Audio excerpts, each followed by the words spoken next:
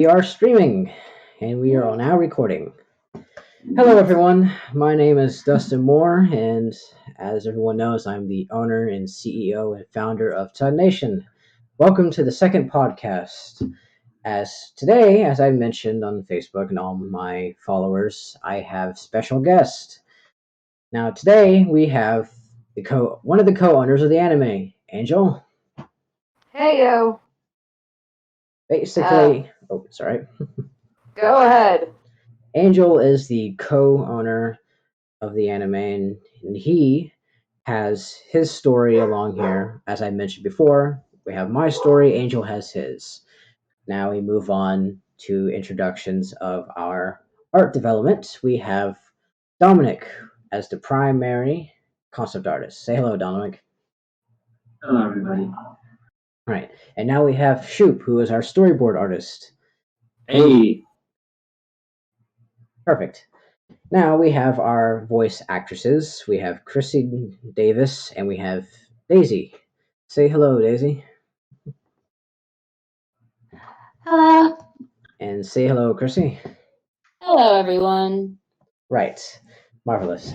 May have been a bumpy start, but no problem. It shows we are a one-take fellows. Now, or fellowship. There we go. Now, to get on today's podcast point, it's good to be back. And this time, we decided to spare the horrid video errors by simply doing no video, but more audio, because this is a podcast. Now, to begin things off, I'm happy to say that I will be revealing Season 0 cast member names and roles. So far, not everyone from Season 0 could hop on, but I am happy to announce some of the roles and their actors and actresses' names. So to start from the list and going on, for the voice actors department, for the role of Molly Parker, we have Dyla as the main voice actor and slash actress of Molly, and the understudy is Christina. Now for Helen Parker, sadly Elena could not be here, but Elena is the voice of Helen Parker, Molly's mother. And for Heidi, the role of Heidi that was to be voiced by Ray or Renee. I cannot pronounce her name all the way, but we call her Ray. She sadly could not attend. Now, to present the exciting roles, we have the Wiccan, who Chrissy Davis is the voice of the Wiccan. Hey. And from what I understand, Chrissy has done a lot of training and a lot of physical training as well for the role of the Wiccan. That is correct. So tell us a little bit about that. Well, since the art concepts that I've seen of this character, I'm making sure that I'm getting back into a physical form that is closer to what she is. And I've also done a lot of voice training in order to help with getting the character just right for all her different moods. Marvelous. Now, pretty much with the Wiccan, I will reveal that she definitely down the road has her very special changes, which of course means that Chrissy has done all the necessary steps to be the model of the Wiccan and the voice, which for as long as possible. Now we move on to our other attended actress, Daisy. She is the voice of the incredible Mrs. Stone. Go ahead and talk about that, Daisy.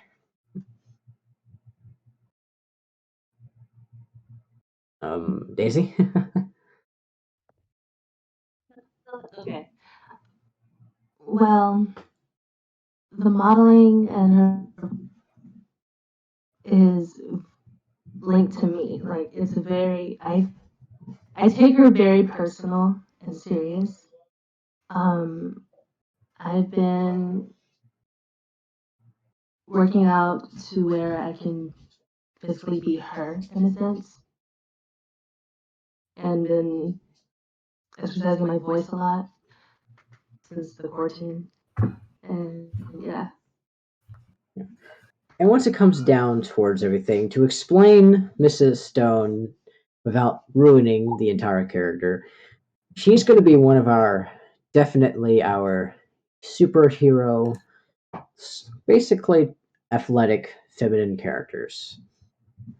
From the athletic body to a very strong woman. And everyone here knows exactly what I mean, especially the co-owner Angel. But going towards everything, Mrs. Stone and the Wiccan are two vital characters that you will be seeing on Season 0. Now, to explain a little bit about Season 0, what to expect, as I happen to be voicing, obviously for those who have paid attention to me over the years, some of my old fans from my old podcasts, some 2016 and etc., everyone knows that I am voicing the main character for the first season. And first and only season I will be voicing him. Now, going to the point, we have a lot of concepts to take in place. Now, as I said, with all of our genre mashups of all of our stories, and now with the recently added story of co-owner Angel's story, we had to make some vital decisions: what to include in season 0 and what to let be skipped to a later season. To put it this way, no, we are not tearing apart or scrapping all the original ideas. We are just going to present you a handful of things, as I'm sure Angel and I can both agree.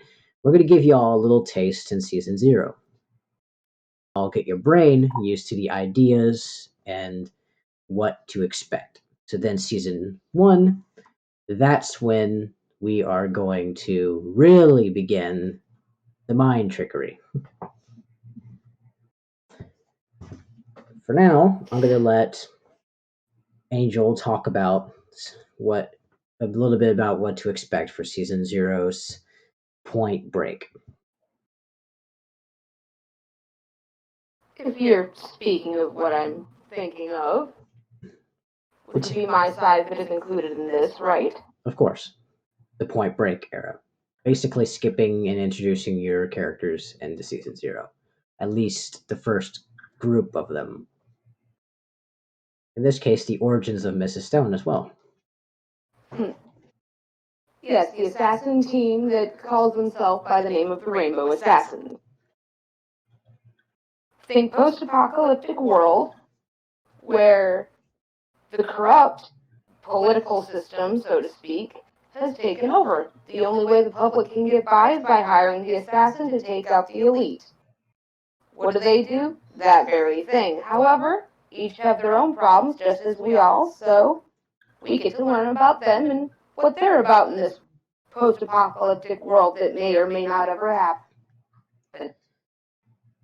Exactly.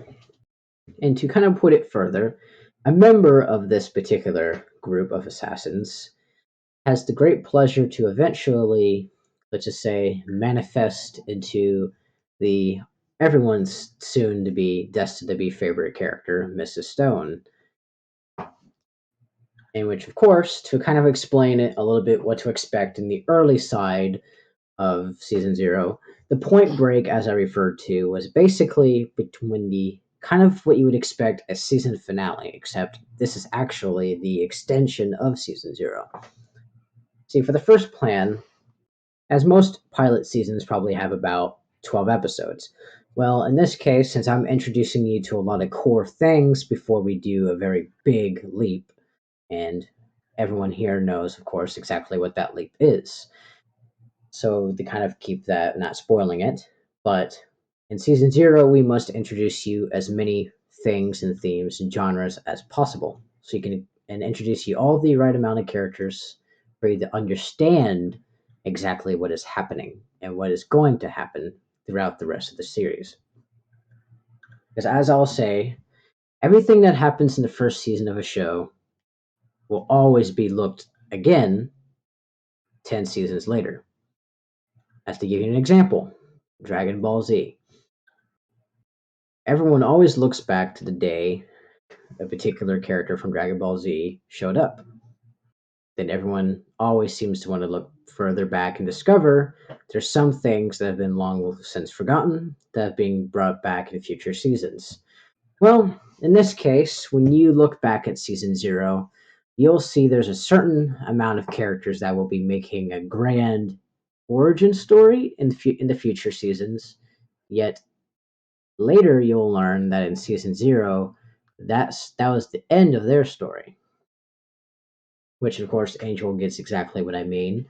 And most of my viewers will understand Doctor Who, as this show was heavily inspired by it.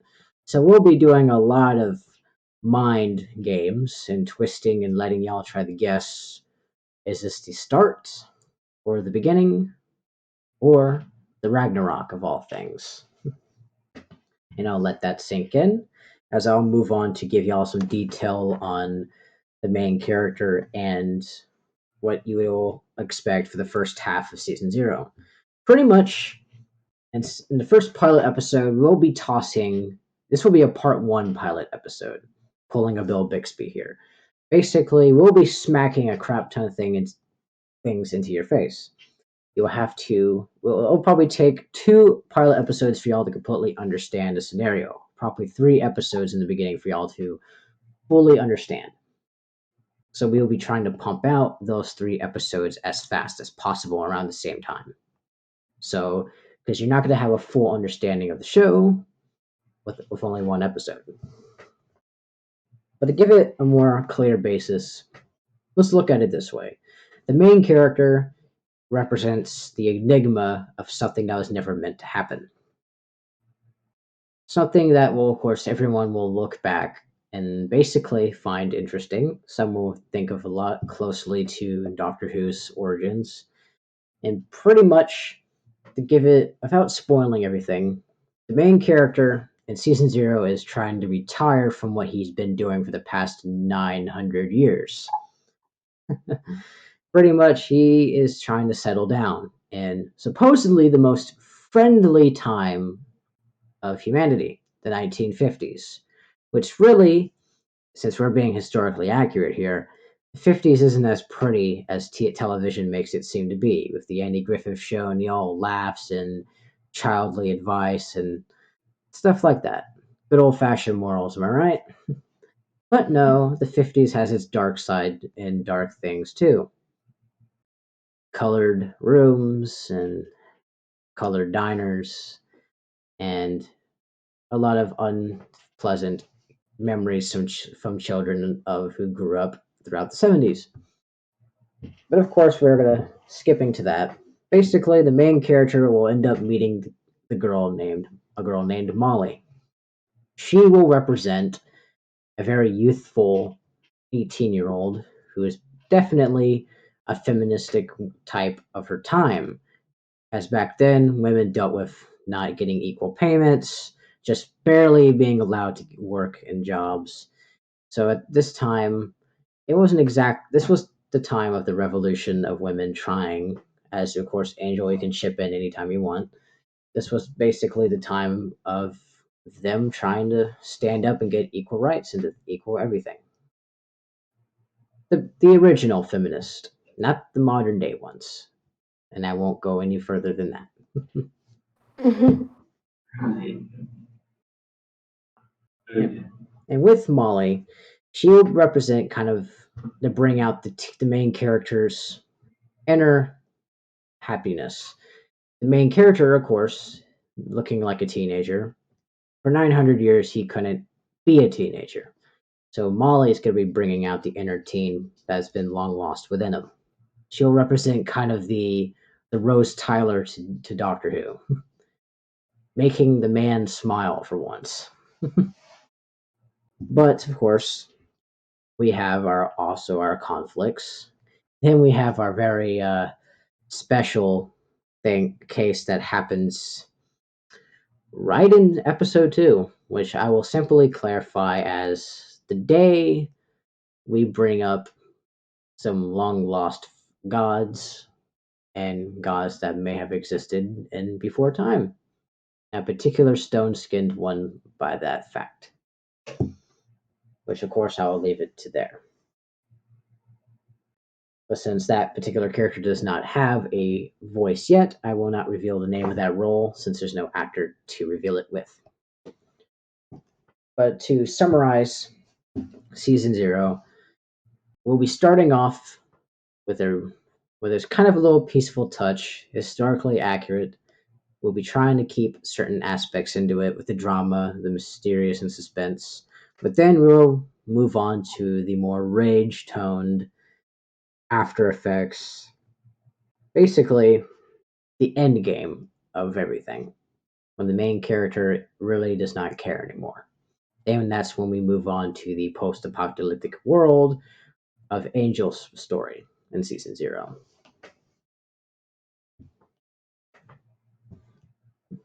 Now, to move on to our next segment, we're going to be talking about production. Now, Dominic here, he has a big hand in it as well as Shoop. Basically, for the art style of this anime, as everyone always is wondering, what art style are we going to be going with? Or are we going to be copying someone else? Well, to put it this way, we're coming up with our own art style. And Angel, you can chip in anytime.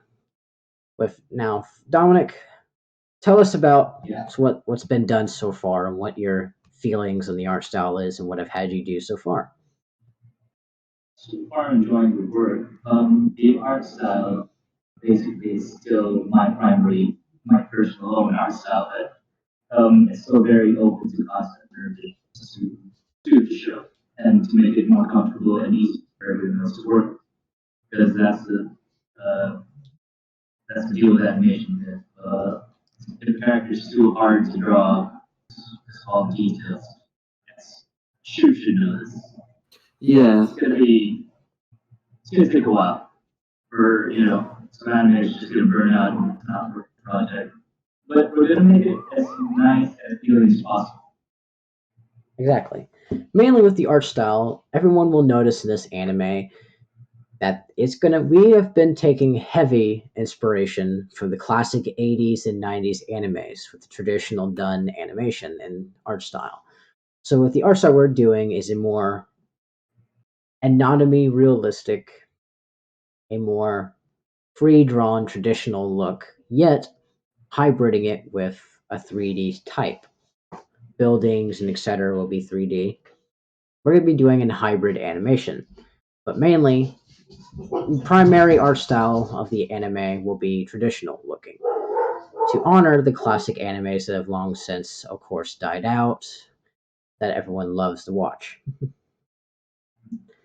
Now, for everyone who is questioning, for a lot of our viewers saw a while back, as I mentioned, we will be having a lot contained within it, like the genres and types of characters. I will get into that in a little bit.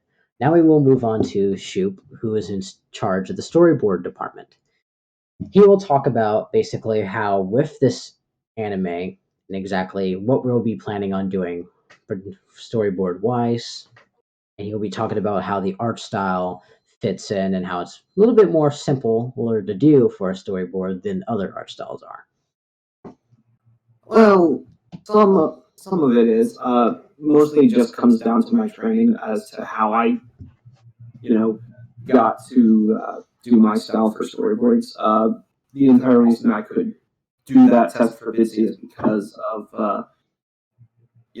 my background and what we do at UCF. We are familiar with like drawing human anatomy and a bit more anatomically correct characters, so it's easier for me, but for some other people it might not be.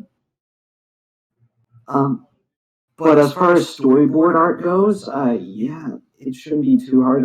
Dustin has a very clear writing style, and his ideas come across very easily. So that's really the important part of making a storyboard. Is if the ideas and the writing are clear, then the artist has a lot of it already figured out. Exactly. Mainly, as both everyone in here can agree, that I have spent a perfect amount of time on my story, a good 9 years. And everyone can give me a good pat in the back and say I did well prepping. Now, of course, there were some speed bumps along the way, some personal sabotage, which I won't get into. But pretty much the every with every anime story, every writer has to rewrite the story at least 16 times before he can even publish the first book. With me, I spent 9 years doing that said process to myself. I did for all of the old viewers who have seen me when I used to call myself the Midnight Man, when I used to release my old sketch stories, which were actually part of the anime online public, which you can't find anymore because I took them all down. But I got everyone's criticism. I've heard the good, I've heard the bad, and I just heard the just plowed out, awful, pride destroying comments. Thanks, Internet. But nonetheless, I've learned to write better stories and with more detail. The most important thing you'll see, and which of course Angel can agree, is I tend to put overly too much detail in my stories, which makes it good yet almost hard to read. Like an English teacher trying to grade a piece of paper that's nothing but run on. Which, of course, we will move on to a more simple statement. With this, with 9 years worth of writing, I have to, of course, do the process of remastering it, which at this point of time, we are currently, me and the co owners are in the process of remastering and doing final edits. Like, that's it. Once these edits are done, we're shipping it off to the storyboard artist, which is Shoop, and we'll try to get him more of a more stable team. Which, as I told everyone before in the last podcast, we pretty much have everything we need. We have a few loose ends we need to grab and a few more people we need to get. But we, of course, funding is what we'll always need. Now, after this podcast, I'll leave the link down to the Patreon. And by the way, our newly released Kickstarter will be released right after the podcast. So go support. Every penny helps. As I know right now times are tough with the coronavirus. So that's why we're not asking for thousands all at once. We're just asking for whatever handout change you can give. Because I would honestly, at this point, some people will try to say I'm running a passion project, which, of course, this was put a lot of passion into it, but I want to pay everyone because I believe everyone should get paid for their hard work, especially during these times. But of course, stay safe and stay healthy with this corona. Now, getting back on track, going with the story, I'll let Angel explain a little bit more detail on his thoughts towards this anime story and his honest opinions on why y'all will love it and enjoy it. Well, everybody's always got their favorite part of something, be it, you have that little bit of this movie that just happens to be your favorite, but the rest is trash. Well, take all those good parts, mix them into one, and you got what we're trying to come up with. Plain and simple. Exactly. And that's mainly just to list a handful of characters from my end. Angel can tell you that there's been quite the evolution. And Angel has supported me along the evolutionary yes. path, but to be honest, my characters weren't exactly a disaster. They were just basically made how I made them, based off of the promises I made to everyone in 2016. A perfect collaboration of everything everyone likes. For example, the horror theme from basically the video game side of things. I had a good story going on until sabotage happened and all those hardcore copies were missing. But nonetheless, before they went missing all the way from online and copy, Angel got to have a good read on a lot of it, which I remember. I think I sent you a lot of it before it all got lost, right, Angel? A good portion of it at the very least. Yeah, and what is your opinion on it all, Angel, based off of my original writing, unfiltered, unedited, the original 18 plus story? Good, it's interesting, just we gotta tweak some things just to make sure that we don't have copyright problems. Exactly. Now, of course, when Dominic can understand this, as both the artists here can, a lot of our particular characters were inspired by very popular video game characters as well, which originally this anime was going to be a big, as everyone's seen that one little animation spoof drawn together. Yeah. Basically, we're going to have a scenario like that.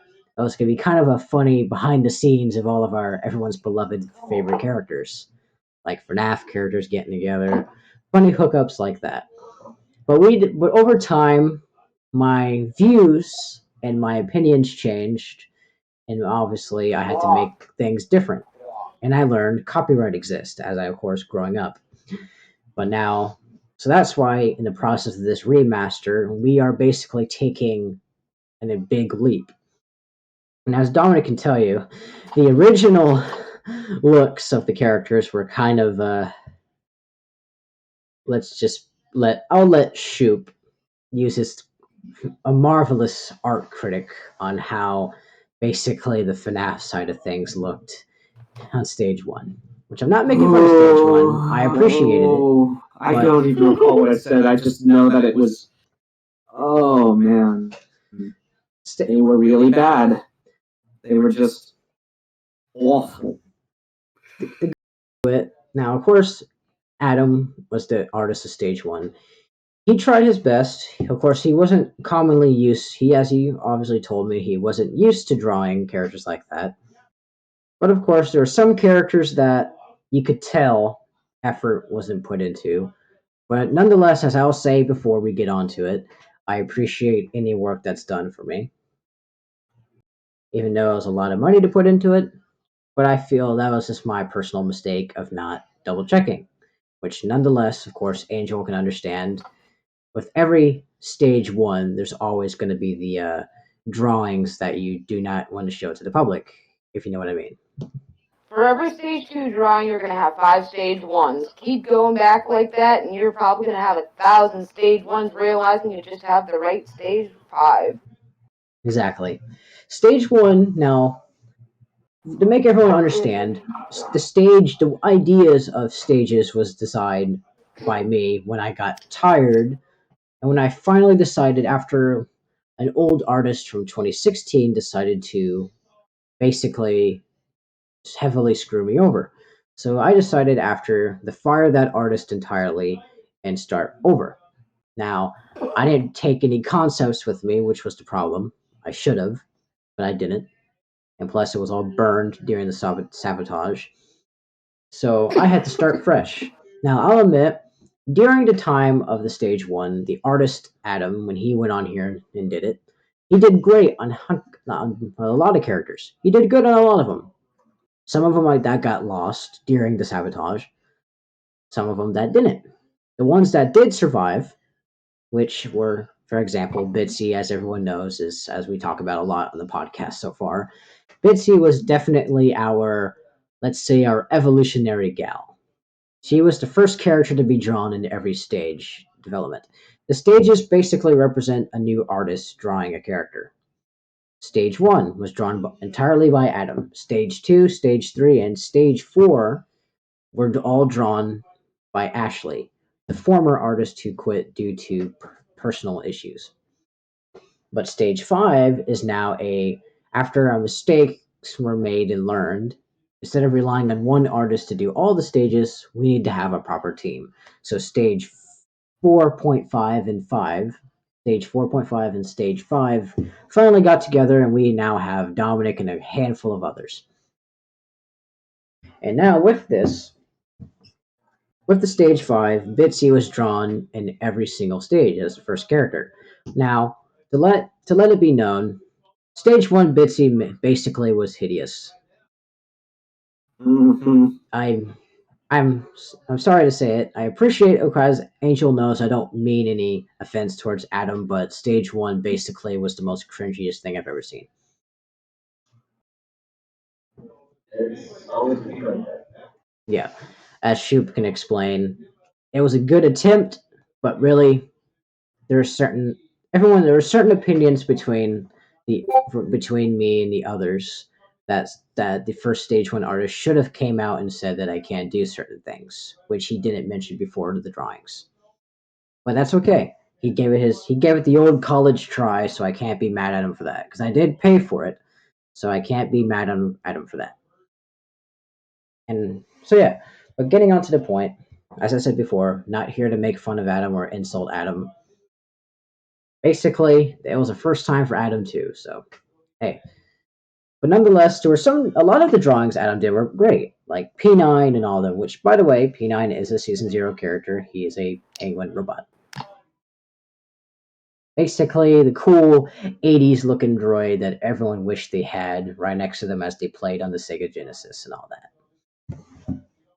Or are you thinking Rob within Nintendo? I meant to say 90s, not 80s. So yeah, Rob. Everyone knows who Rob is. I too played Smash Brothers. No, and Rob was heavily inspired by the actual video game partner that Nintendo made for all the single child children. It's no brothers and sisters, just Rob to play only a handful of games with you. Little fun fact. Two American Rob exclusive games. Yeah. And no, we're not sponsored by Nintendo. No, just giving out our little weird facts. Yeah, we give out little fun facts. Like how in my profile picture, as you can see, I have 2 chickens. These used to belong to me in real life. There was a fun fact about me. Now, going back to the point of the art, we'll be happy to say that during all this, that Bitsy was definitely one of the most complicated yet most interesting characters to go through evolution. You could tell in the early days, I'm going to let Shoop go from on. I'm going to let Dominic and Shoop go on from here. That bit on their struggles and challenges with Bitsy throughout the stage 1 through 5.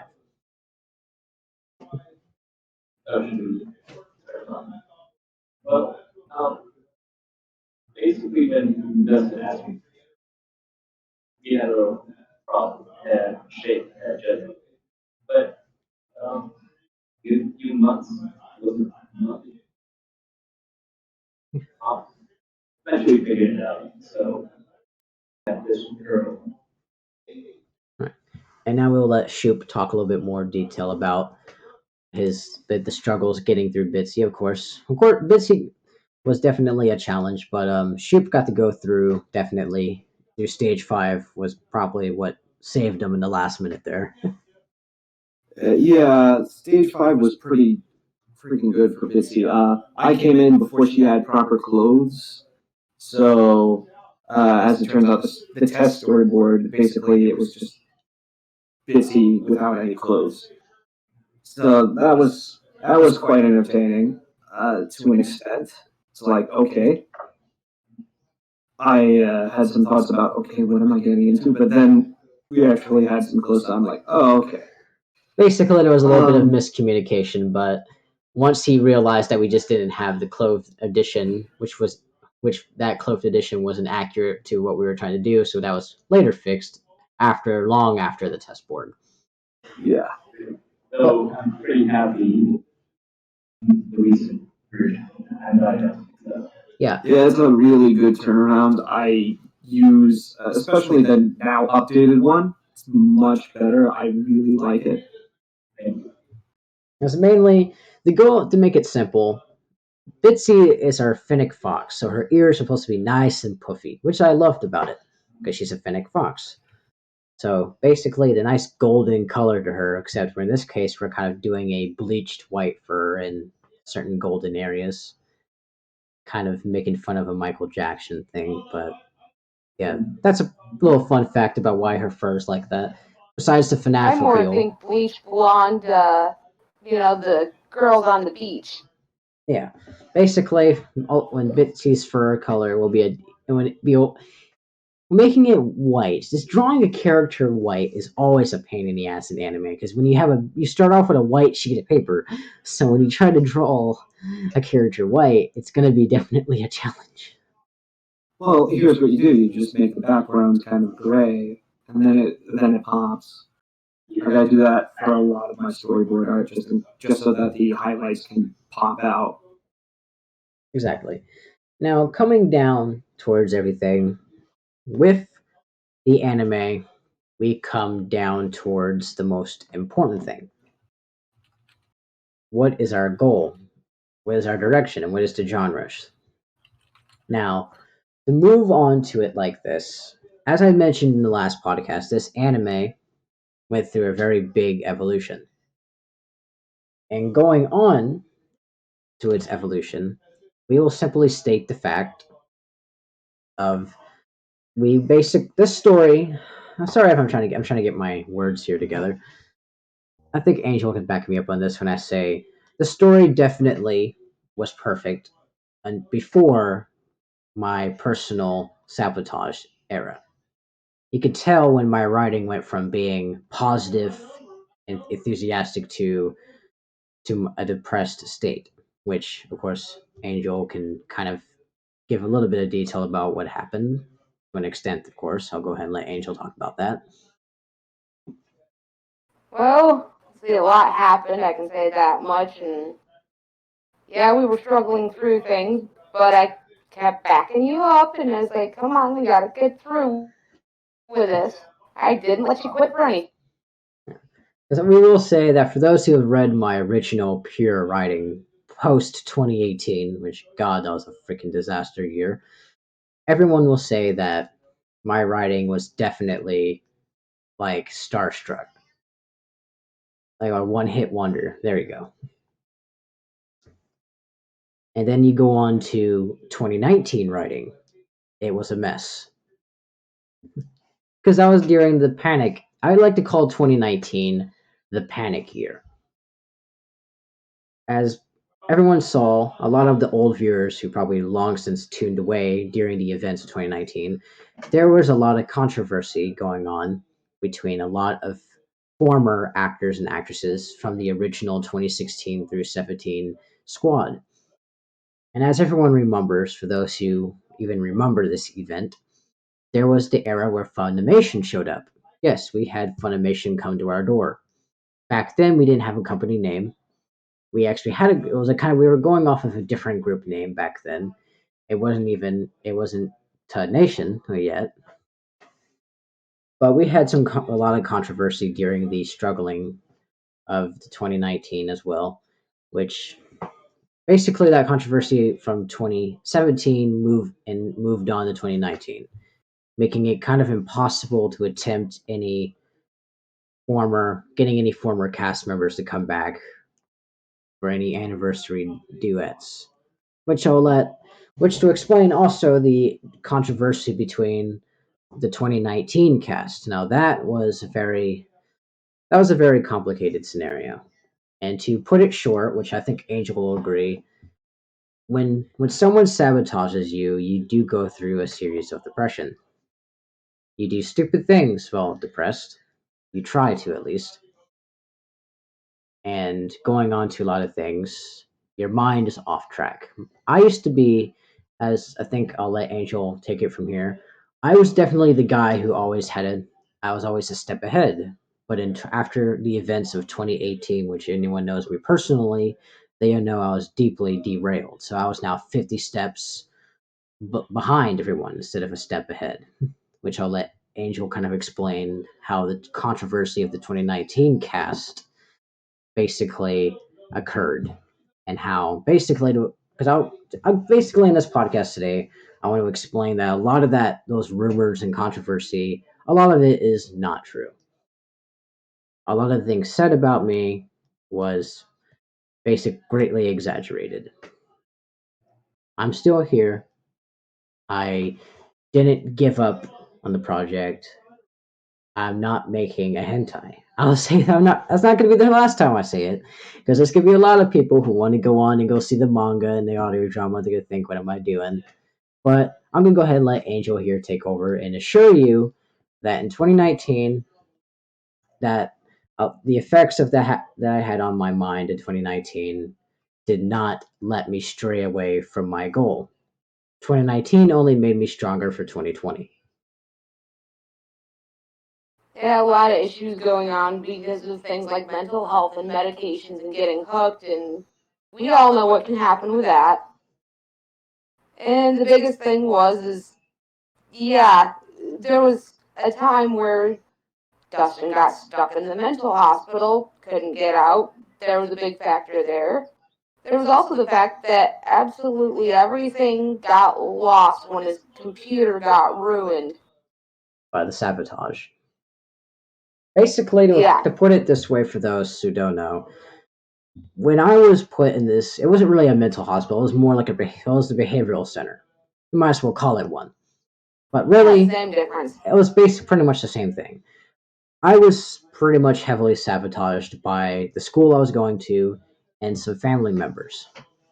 While I was away, which of course they let me out, I did have some depression because of course my stepfather died in 2018, which greatly affected me. So while I was in there being evaluated, let's put it that way, they gave me these medicines that had a heavy effect on my mind, which of course I fought the legal way and I got legally released of those medicines, so now I can now I'm myself again. But to put it to a better scenario, everyone's been through struggles in their life. This was just one of them. And the let Angel basically explain how I was sabotaged and how it affected me when I learned about this sabotage. I would, but I cannot fully remember quite at this time. Well, I'll go ahead and explain it for those. Now, I may not have mentioned this towards the everyone in the cast so far, Chrissy and Daisy and Shoop and Dominic. To kind of put it this way, when my stepfather died of a motorcycle accident, I was depressed. I was still working on the anime though, still kicking, but during some things, I was basically doing some work, getting some modeling stuff done for, of course, the classic Mrs. Stone, and I was basically accused of harming my animals, my chickens, and etc. And so I was, of course, when you go tell a doctor or report to someone that a teenager is doing stuff like that, that's usually classic signs of psychopath. So I was put in a behavioral center, and of course later it was it wasn't found out that my grandmother deeply exaggerated things and to the point where I was not living with her, but she had exaggerated a few things, and so they let me go because, oh, well, if that's not true, then we can't keep you here and we apologize. So they let me go, and I came back and I found my computer was absolutely destroyed. It was smashed. My files, my original things, paper wise, were burnt. I lost concept art, I lost original stories. Pretty much, I was the entire there was like a big plot, which of course I think Chrissy could understand sabotage from a lot of things. And to kind of make, I think, for to let everyone kind of summarize it like this, imagine it like this, right? You come home, because I did need some therapy, in which while I was in the behavioral center, it was a behavioral place. They gave you therapy, and I did need some because I was grieving for my stepfather's loss, and I got some medicines that I probably did not need. And basically, of course, when they give you these kind of medicines, it affects you. So I was either tired all the time or very loopy, and I was having memory loss. So my primary doctors, finally helped me get off of them. And of course, now I'm back to myself, medicine free. But coming home in 2018 and defined my my anime's entire history destroyed. That had a very big impact. But luckily, I was smart. Little me, well, when I say little me, I mean the early days. I knew I had jealous members of my family, my brothers, etc. But really, there were certain people I predicted would try to destroy my stuff. My brothers had nothing to do with it, but it was more of certain relatives. So I made backups online. I and I did, which was thank God I did. And now the anime was able to survive because of those backups. They may have not been perfect, but it survived nonetheless. So I quickly moved out to the country in 2018, and that's when I officially decided to start over. Got some birds, got some chickens this time, because it was funny. In 2018, I was living in San Antonio at the time. I didn't have any chickens, so I wasn't hurting any birds because I know I didn't have any chickens at the time. But then I went to 2018, and then what I decided? I'm living out in the country, so I got some chickens. So going on to that, basically, that's when I started over the anime. Coming to now, doing the podcasting, starting over, and this is where Angel comes along. Basically, doing this remaster and doing a whole new cast, and I met Angel. We talked a lot, we bonded, and Angel had showed me his great story, and we decided to work together. Like natural writers, we basically had that spark. Basically, we were kind of destined to meet together and start working together. So soon enough, TUDNation had a third owner, which is Angel. Everybody clap. Aw, you flatter me. But nonetheless, now this is where I'll let Chrissy and Daisy now talk a little bit about how I basically got this cast together. Because really, I'll say one thing. I am definitely not like any other owner. And technically, Angel here was applying to be a VA at the time, to voice act one of the characters. But later, once the story was revealed, Angel got more invested and, well, after hearing Angel's story, as I said, co-owner. Now I will let Chrissy Davis talk about basically how I introduced her to the anime, how basically I was kind and understanding, and basically let her go ahead and speak for herself because I seem to be talking over her. My bad. Oh, you're fine, Dustin. Thank you. I saw Dustin's ad on a voice acting site, and of course, I'm intrigued. And I got a little bit of information and auditioned, and I actually auditioned for a couple of roles.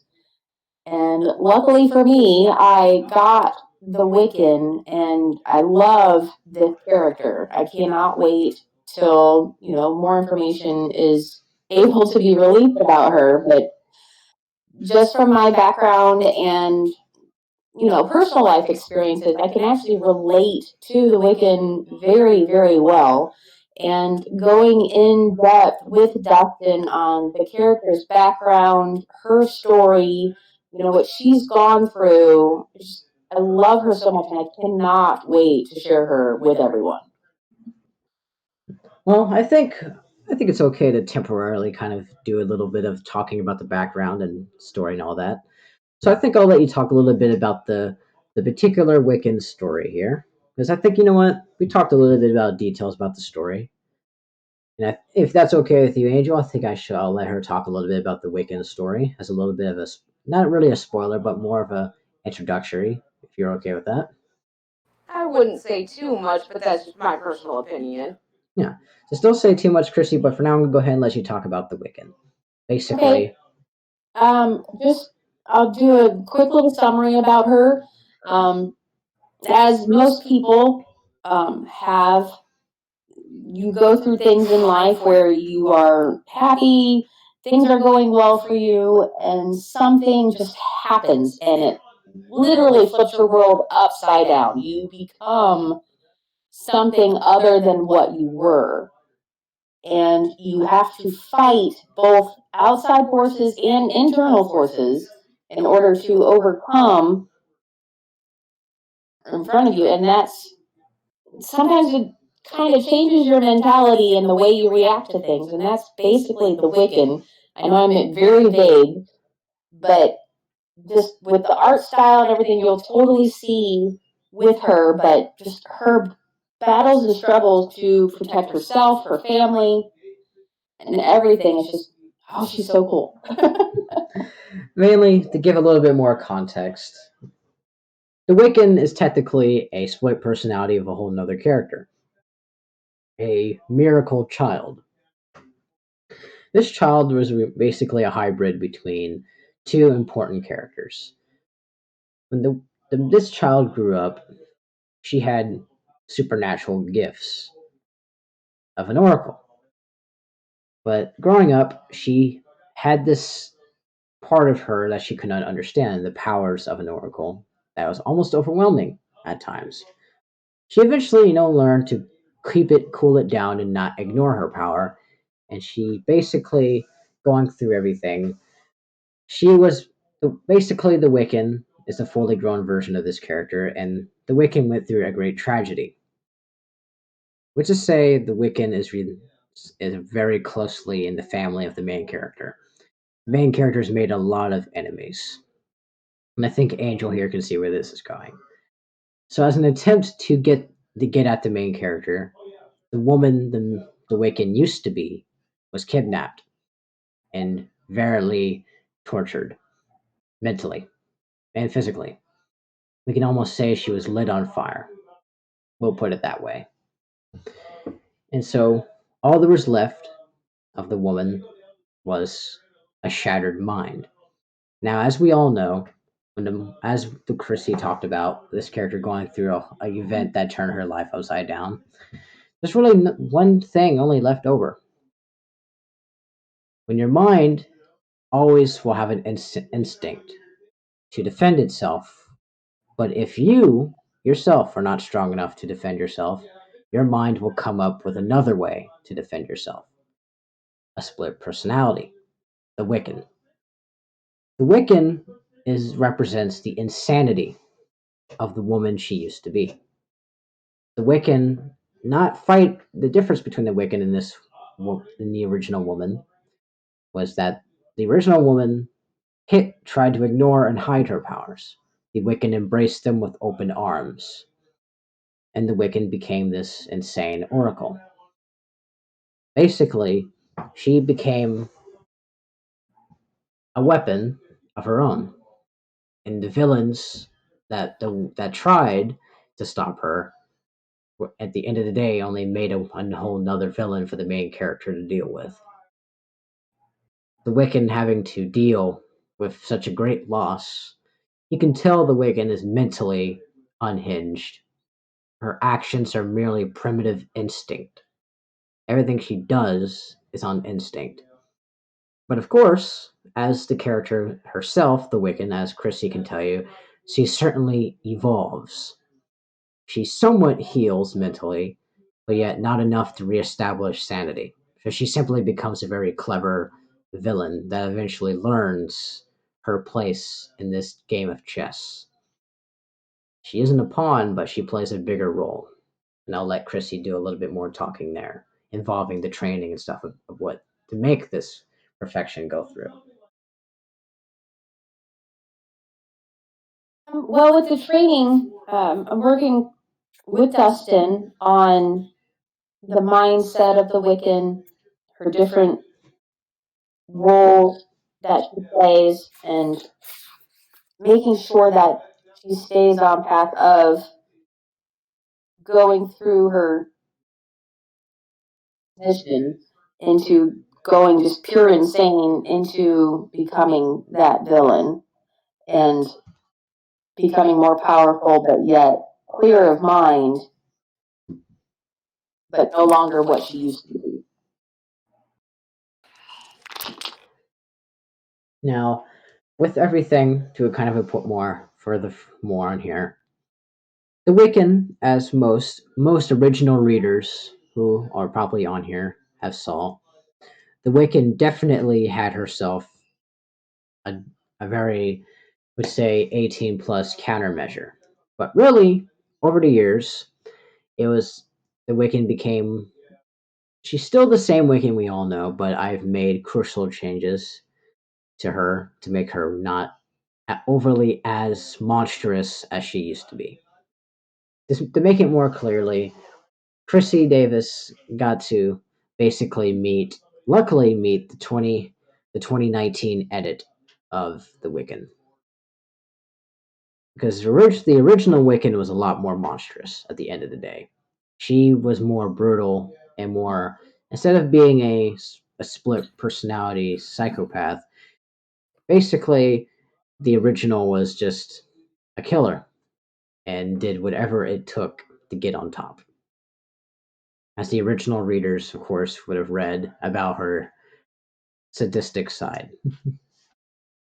But as Christy can tell you, I've definitely put a couple more locks around the Wiccan and made her more of a, not as much as a monster, but I made her more of a very intriguing woman in general. to be basically she's no longer just blunt force. She's definitely, along with her seductive moments, she's definitely clever. She may be insane at the end of the day, but she does know exact. She basically takes advantage of every opportunity. As Chrissy can assure you that pretty much she will do whatever it takes to get out of a locked room.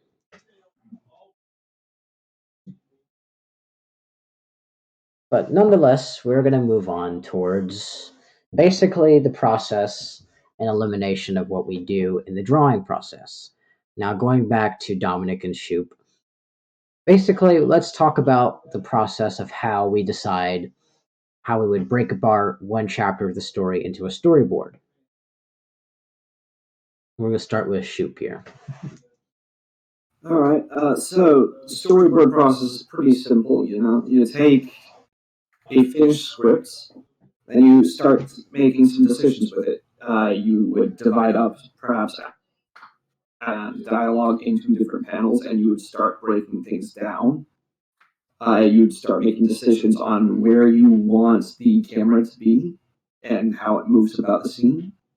Since this is going to be sort of a hybrid animation, there is the potential for a 3D camera move, but for 2D art, I would advise against it. It largely depends on what we're trying to do. Like large establishing shots would definitely take advantage of the 3D sets when we get to that phase. Exactly. Now, moving on towards the characters, going to the basis. With the breakdown of the story, we have how my particular writing style makes it. As would you agree that my writing style makes it easier to actually do storyboarding than most writing styles? Yes, it's rather descriptive, which does give me a lot of room to actually get the layout of what's happening and where things are going. Exactly. Now, going towards everything, pretty much my story writing itself is automatically a script. And thank you for the new follow. Wow, that's the first time I've ever said that. I guess I really am a Twitch boy. Dun-dun-dun. But yeah, jokes aside, we move back to the point. With my story already being naturally a script board, it's technically there's not really any need of a script editor in a sense because technically my story, how I've trained myself, which was perfectly marvelously done, which I think Shoop will agree with me when I say I've done a perfect idea 9 years ago to make myself write in script format because it allows not only for more detail to be put in, but it makes it easier to draw. So I don't have to like rewrite the story into a script version then a storyboard version. I basically made a hybrid of both. If you would agree with me on that, Shoop. Mm-hmm. But getting onto it, that with the characters' details and everything, it's going back to when Shoop was talking about how the 3D assets and with the 2D can clash at certain things. This is where I let Dominic explain basically how this hybrid art style that we're creating actually looks like, which like on a scale 80% 2D, while there's some 3D like things on the rest of the 20%. Am I? And I'll let Dominic explain how we perfectly merged a 2D primary to a 3D aspect. So the 2D characters per se look nice and immersed with the 3D. Well, to be fully honest with you, already have, I mean, animated 3D assets already gives it more. The difference between animating 2D traditionally and animating 2D puppet is that you do it traditionally, you get a sense of 3D, you get a sense of 3D vibe in it. You can actually draw it. Um,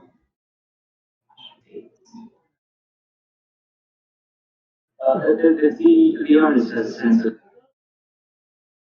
they can draw, they can animate any part they want in space, then that's what gives 3D 3D properties while being in 2D, while being drawn in 2D. Hmm.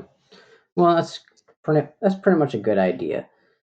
Now, I think for now, just everyone, we are having some technical difficulties with Angel. Angel's going to temporarily leave the podcast call and come back. But don't worry, Angel's coming back. She just can't currently hear. He can't currently hear. I apologize. Angel cannot hear what we are saying. Oh no. So Angel can go ahead and leave the call whenever. Of course, Angel can't hear a signal, so hold on.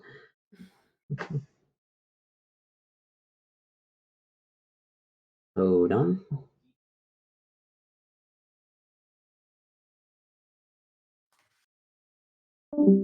There we go. Right. So getting back onto the point, when with the animation, okay, let's first check. Can you hear us, Angel? Yes, I can now. Okay, that's good. Now back to what we were saying. Pretty much, Angel, we were talking about how first from what you missed, we talked about how the hybrid storyline that I've done, the way I write things, how I've perfectly over the 9 years wrote my stories in script like format. And as Shoop I talked got about, that part. oh, okay. And I'm guessing we move on to the art part then, right? If that's Yes. okay then. How we basically, if I'm understanding this correctly, and to kind of give a more detailed explanation as well, what we did for like example, for what we're going to do 3D wise on with the 2D hybrid of the characters being designed, while the art style of them will look like they're traditional, but when we do certain 3D effects like jiggle effects, like with our particular bit with Bitsy, for example, we're going to give her chest a more jiggle like effect. So we'll be giving her some of the characters 3D aspects in more appropriate places, if you understand what I mean. So Yes, which is what I was suggesting in the first place. well, that's what we've been doing. So that your suggestion wasn't ignored. We asked why Bitsy looks the way she does in her drawing, because she's as Adam as as I explained to Adam and through the future of everything and all the future artists who started drawing, this art style is going to be more of a 3D hybrid, but mainly it's going to look 80% traditional and 20% 3D. So as Dominic will agree, the way Bitsy will look, pretty much certain things on her will be obviously meant for 3D, while the rest of it will be 2D, a well immersed scenario. Oh, it's not exactly what I meant. Sorry. Oh, When you animate, that's gonna be really hard to combine the 3D CGI and 2D drawing. I mean, It's possible. I guess, yeah, it's possible, but you might as if you're gonna draw it, if you're gonna animate it 2D, you might as well go all the way. You can still of course. I mean, that's the idea. Well, the idea I think is to like first simulate it in 3D and then like roto over it in 2D. Like use the 3D as a base because some anime have actually done that. Kill la Kill comes to mind where they would use Oh yeah. 3D to block out what's going on. Oh, I see. All right. It's like drawing the stick figure, but then drawing the faces over the stick. It's kind of like as I was explaining earlier on when I said providing assets, we were going to be making some sort of like rough models of the characters and position in Unity or something like that, or Unreal, and basically have them just in a game program to move around and stuff, and we would have the animators draw over that based off of how everything looks, allowing us to perfectly immerse everything together. So like the foundation in a sense would be the 20% of that, the 2D animation. Now the 20% of the 3D animation technically would just be the buildings, the cars, and etc. While the 90% would be mainly some interior rooms would be true 2D. Well, depending on how, like, let's say if the room is just literally like a padded room, like an insane asylum, that's all going to be drawn 2D. But if it's outside in the outside world of cars driving by, it's going to be 3D. So we're going to let it be more of a 3D backgrounds in a sense. But Or if the room is fairly ornate. so any more flat, not as advanced rooms, the less complicated the room is, the more 2D opportunities there is. But if the more complicated the room is, like the ship that the main character uses when he travels throughout dimensions and the multiverse and realities and universes, the ship room is definitely going to be a 3D construct. Which technically, as Shoop has already seen how the room looks, it's already been modeled in a sense. It just needs to be touched up a little bit. I will not reveal the most exotic program I'm using to make that I used to make that room, but we could say a very blocky aspect of what I've done. I'm not going to reveal how 2012 I am when I used that program I used to make that room. Did it come out in 2012? There's nothing wrong with Minecraft. Oh, come on, you ruined There we go. you ruined it.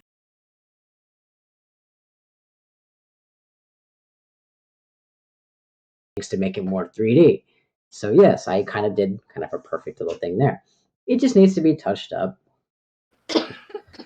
But yes, going to the point, what I originally, which as I planned, as I said, I was a very smart whiz kid. When I couldn't afford to buy those advanced 3D programs, I just used Minecraft and its mods. So yes, when everyone thought I was just sitting back being that Minecraft kid, I was building a lot of stuff and using mods to make it 3D.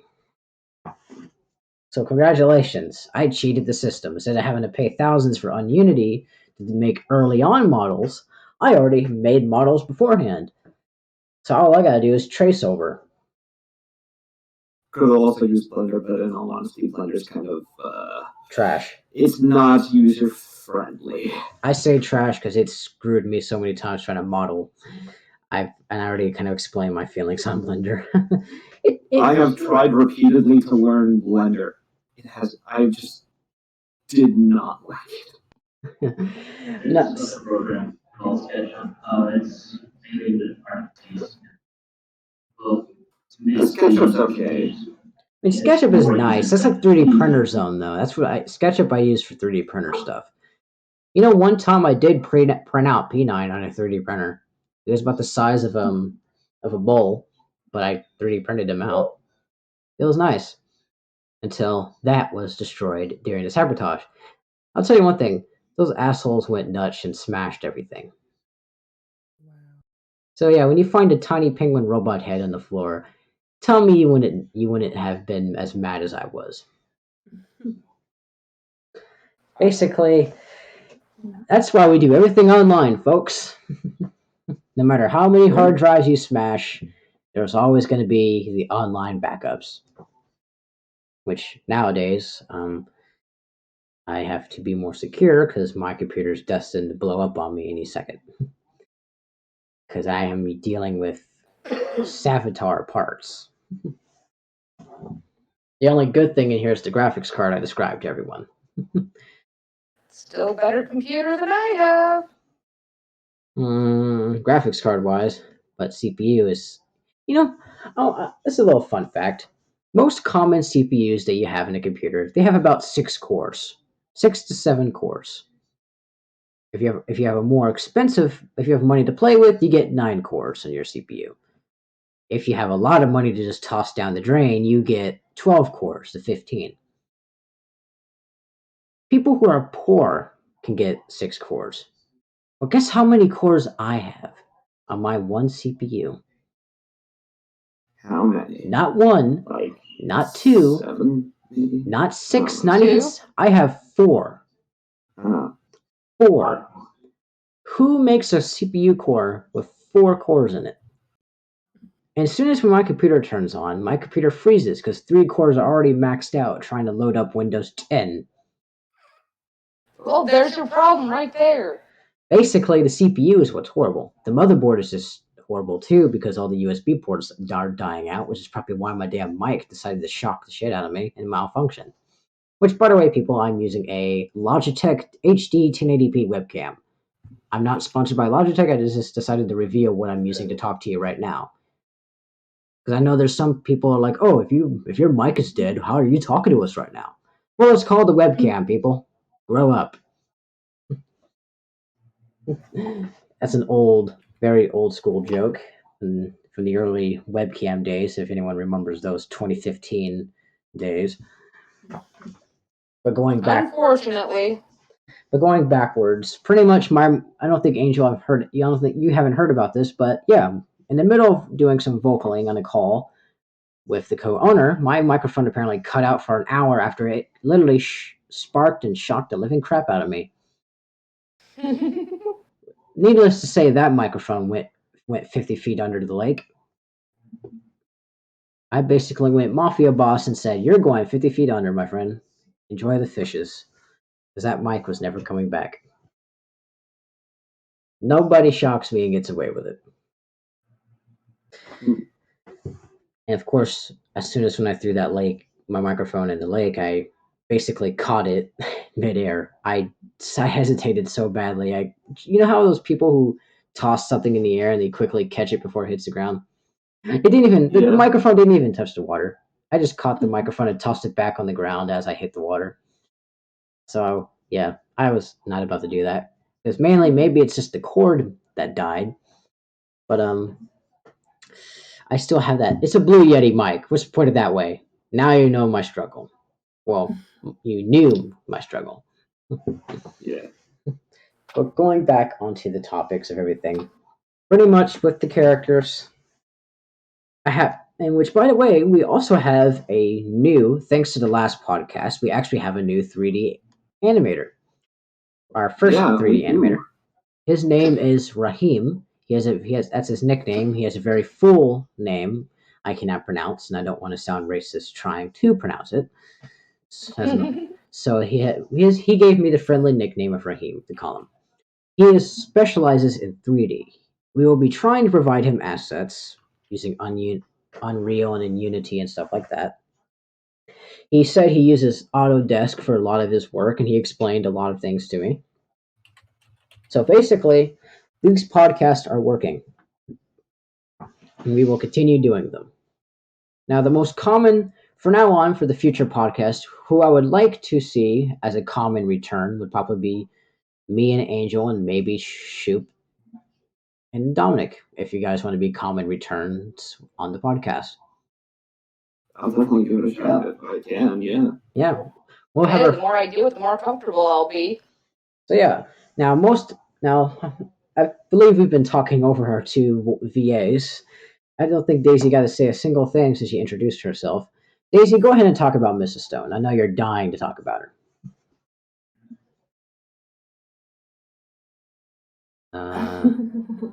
Oh, there you are. Yeah, I was having trouble earlier. It's fine. When I got the part, I was so excited because I was literally in my dorm room one day, and I was like, I should do voice acting, because why not? And I just put my stuff on Reddit. Dustin called me over, saying he was interested, and we did the interview and all that good stuff. And when he told me about Mrs. Stone, I was like, yo, that's me. Let me do it. And I just got the part like that. At first, it was kind of like the understudy, because at the time we did have another actress being the original Mrs. Stone. Now, to kind of go into complex, for all of the Mrs. Stone fans, which I remember there was over 50 of y'all, so Daisy, you already got yourself in the fan base based off of that character. So in 2015, I created Mrs. Stone. In 2010, that 2010 season 0 was a whole different era. That was a whole different universe, we'll put it that way. Mrs. Stone was a result basically inspired by She-Hulk from Jennifer Walters. So things were a lot similar. Instead of Mrs. Stone being more of a tone to be more of a black woman kind of style, she was more of a white woman style. But I decided to do kind of a changes on her. She was originally a very athletic, like smart mouth, stick her tongue out. Basically meant to piss off all of the enemies. Basically, you can't catch me bullshit. The Yeah, annoying that's big her previous form. yeah, that was her. That was basically the big sister personality. But then I went through a really big change. I decided, in 2018 and 2019, Mrs. Stone was too much like like She-Hulk, and I don't need to get Marvel trying to sue us because I know I sure as hell won't win that court case. So I decided to do a big change, and I went back and completely reinvented Mrs. Stone. And during the time, Angel talked about wanting to do some work, getting some of our characters to interact with each other, and that's when I had the perfect idea to see to basically do something interesting. While Mrs. Stone is technically now, I've made her personality a lot more. I gave her a more of a flirty, athletic, very kick-ass girl kind of scenario. Yet she still has that sporty tone. So don't worry for all the original Mrs. Stone fans. She's still the same Mrs. Stone that everyone loves. She's just more, I think, better in the long run. A lot more down to earth and chill. And to get things going for this, basically, Daisy was the understudy. And at the time, I was trying to, because the voice actress I had for Mrs. Stone was actually from the 2017 cast. Except the girl, Crystal, she was actually the understudy of Mrs. Stone in 2017. But then when the original actress, which everyone knows in the original cast, when she passed away, Mrs. Stone's role was given in 2018 to Crystal, another actress. So basically, then doing these changes to Mrs. Stone and Daisy, when on a day where she was not as happy, she got a message saying, "What, Daisy?" But I got the part. Yeah, The whole part. she got the whole part. So she's now entirely Mrs. Stone. Now, basically, you could talk about like a little bit Mrs. Stone's personality, a little bit and stuff like that, Daisy. So you can let all your feelings out there on the table for us.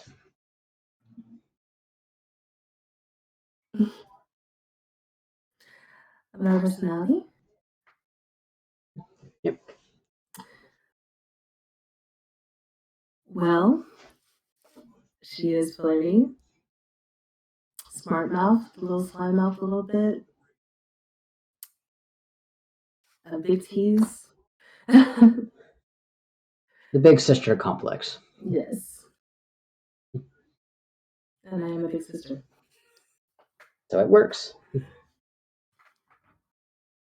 But nonetheless, we gave it to where like Mrs. Stone could have all the men she ever wanted.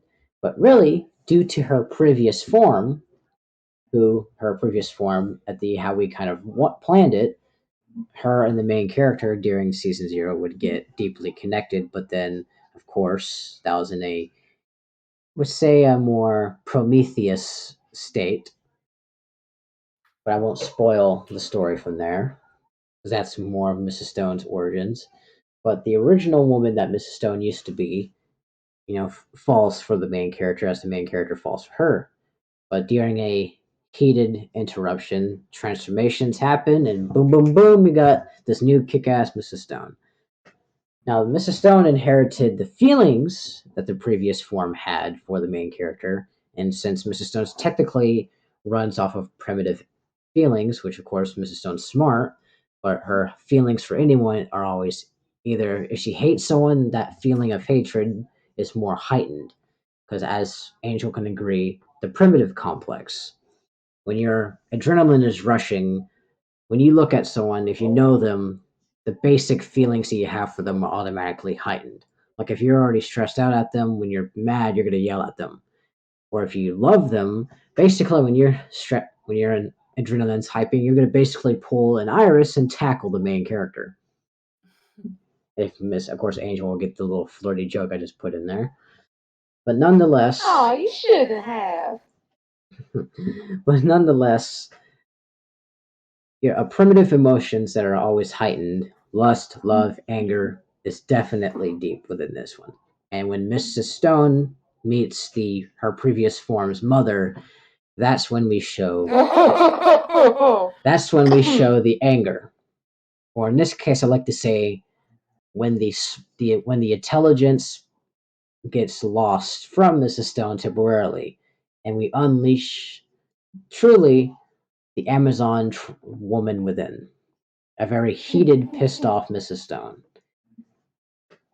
And and everyone's gonna be excited to see a very angry Mrs. Stone, because no one ever sees our athletic, fun, always joke, smart mouth telling Mrs. Stone get pissed. Well, in this scenario, everyone gets to see a pissed off Mrs. Stone when she sees the previous form's mother. So yeah, we can say Mrs. Stone has her own Hulk out, where she kind of loses all control of her own intelligence. It's basically kind of, I was going to make a little joke here. I have all this strength, and now I see someone I desperately hated. You know what? I'm going to put the curtain between. Wait, what are you doing? Nah, I'm just going to let the instincts take over. No, no, no, no, no, no. And there we go. Curtain's over. See, if I don't remember killing her, then I won't have a problem with it.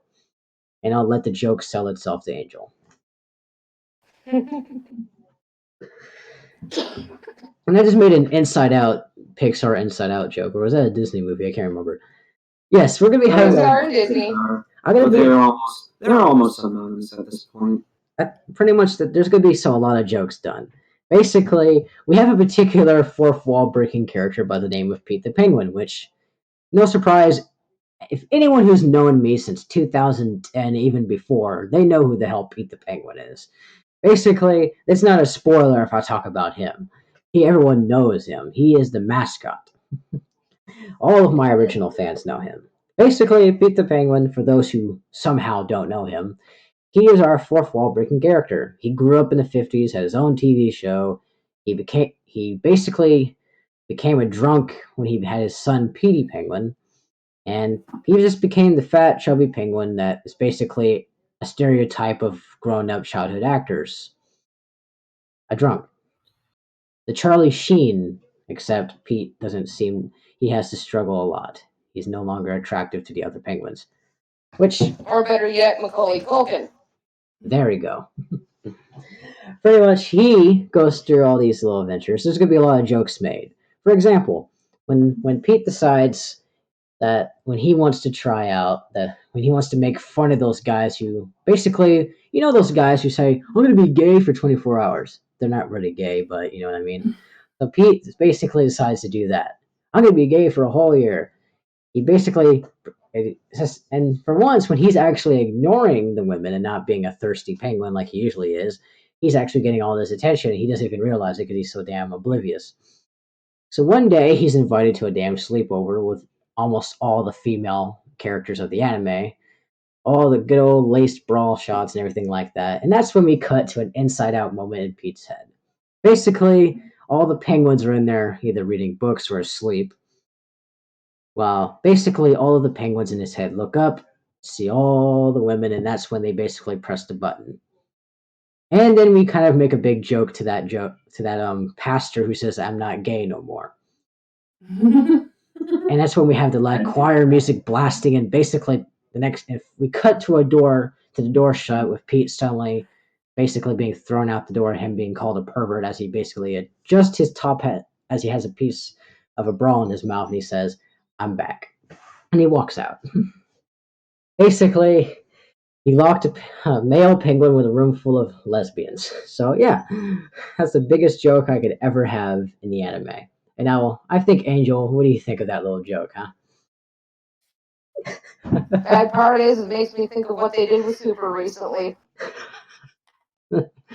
Basically, imagine a penguin sitting in a room trying to say he's gay, but then he sees a bunch of very attractive vixens in front of him, and then we have an inside-out joke, basically where his sexuality is there. He's like, I'm gonna press the button, and everyone else is like, trying to hold him back from pressing the button.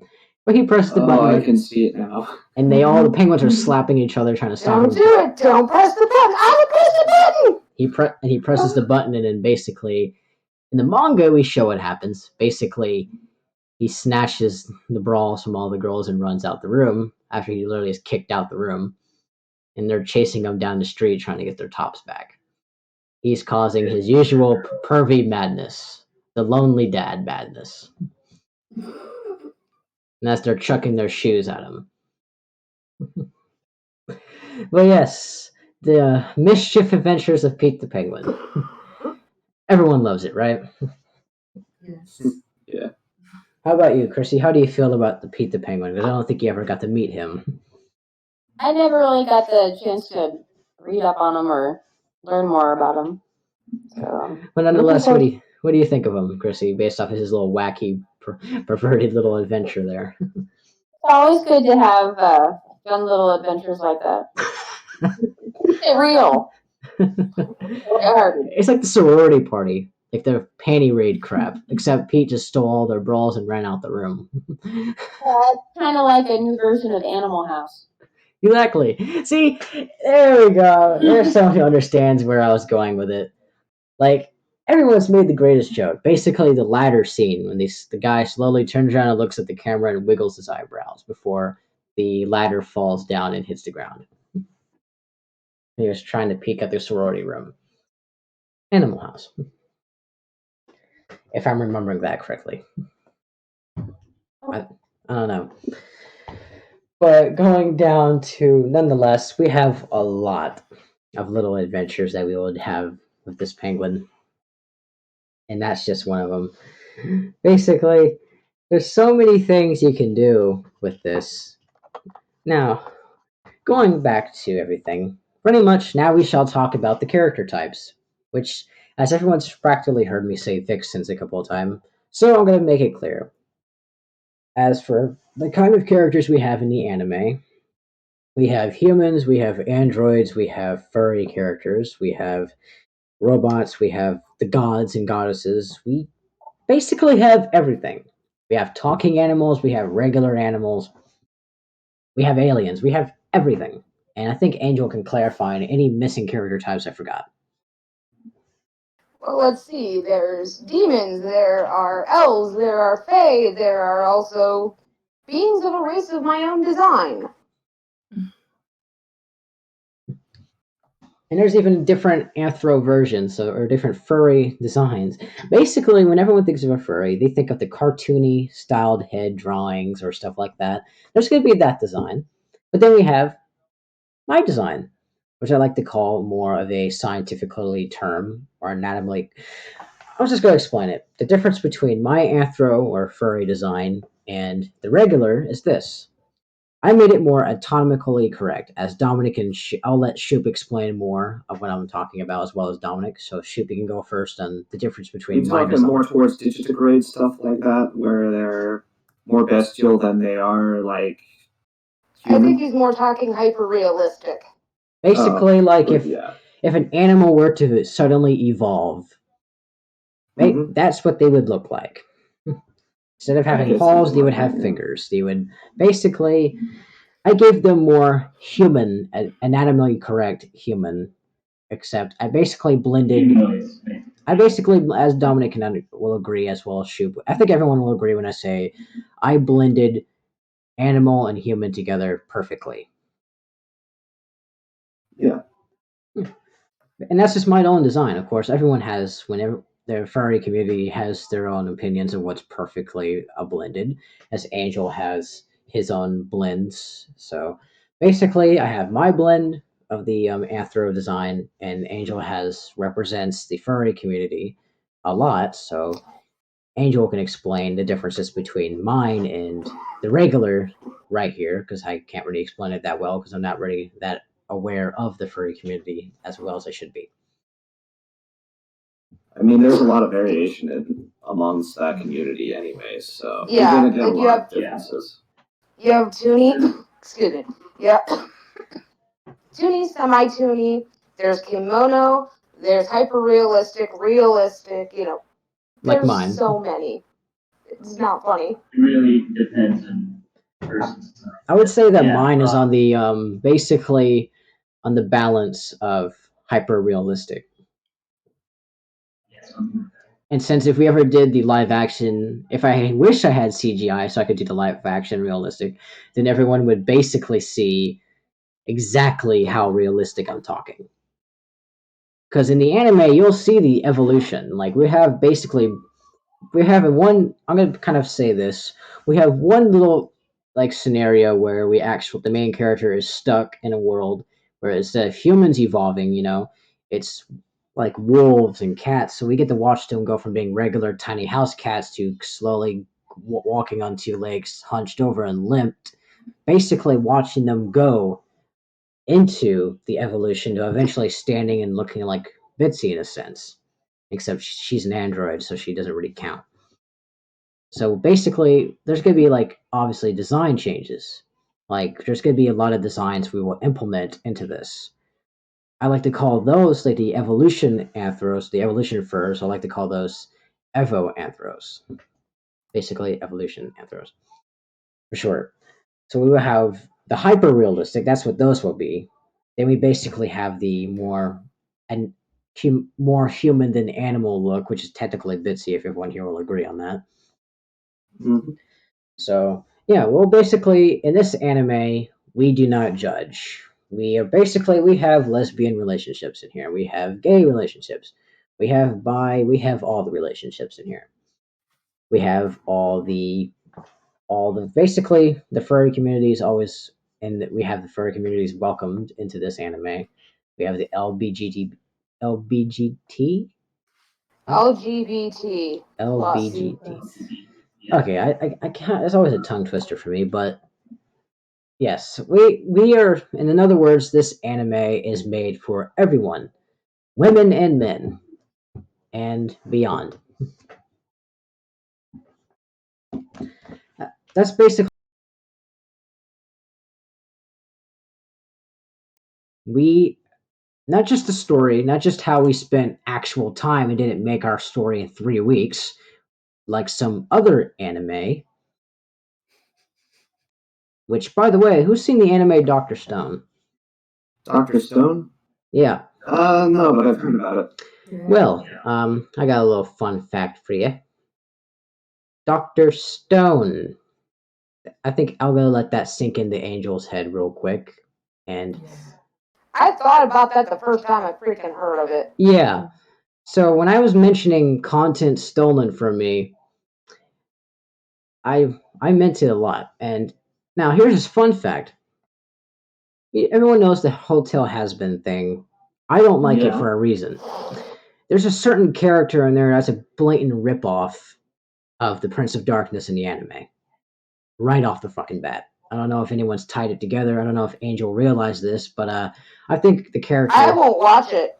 Yeah, exactly. You couldn't pay me enough to watch it. You couldn't pay me either. Basically, there was a character in there that the way he talks, the way everything, it was a ripoff. Based off of an actual 20. I won't say which character because honestly, for all I know, I could be wrong. This could be a very big coincidence. But this character is a ripoff of the personality of the Prince of Darkness in the anime. But based off an old sketch that I did have publicly online and not trademarked. This is before I had that lawyer. So, mind on that. This is like a 2015. This is when everybody was getting their shit stolen. But I had a skit pretty much. The Prince of Darkness working in hell, pretty much talking about all these women or men that have sinned trying to bribe their way out. From sexual favors to becoming a hitman in the Earth realm and crap like that. But nonetheless, when I saw the hotel has been, when I saw a particular scene of their characters doing a similar skit to what I did, needless to say, I was pissed because that was too. I don't know if that's either a coincidence, a very big coincidence, but I don't know. That just set me off. But yeah, just getting back onto the track of things. This anime is open for everyone. It's different. We didn't spend 3 weeks making it. we actually planned it out. And my story itself I spent 9 years making it. This Halloween will be the 10-year anniversary. A decade. And my part of the story has been over 15 years in the making. So yeah, that's a total of about 25 years. Yeah. 25 years of story writing has gone into this anime. You know what? Even more, another 10 years because of Skylar. So that's 35 years worth of writing in this anime. 35 years. Everyone just think about that. Add it all up. I might be kind of exaggerating because we could have me and Skylar started writing our characters at the same timeline, 2010. But still, we each individually put time into this. And now, the great thing is, I mean, Angel is writing a book with his characters. 15 years into So this is more or less going to be a crossover with my book. Yeah. Basically, when this book is basically tying in a handful. This could be obviously a remaster part since the merging of TUDNation and with Angel now being an owner of TUDNation, so TUDNation's representing everything that Angel does, I guess, because Angel's a part of TUDNation. Because technically, co-owner, TUDNation is also Angel's company too. So yeah. So that gives Angel a more professional stance being a part of TUDNation. So yay! Everybody clap. I don't need your pity claps. Not pity clapping. Wait, pity? What, are you calling us a bad company? I'm trying to make a joke. I know. I just love taking it so too far. But nonetheless, going into everything, we have a lot planned for this anime. I'm sure everyone's gonna love it. And with everything, we will always need looking for more artists.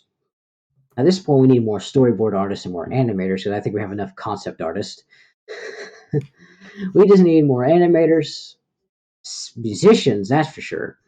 We have and people that are able to replicate but recreate originally style themes for certain things, like a certain transformation theme, which I played for Shoop, and he understands exactly what I mean. Yeah. Basically, there's a lot of things that we need, and a lot of things that we already have.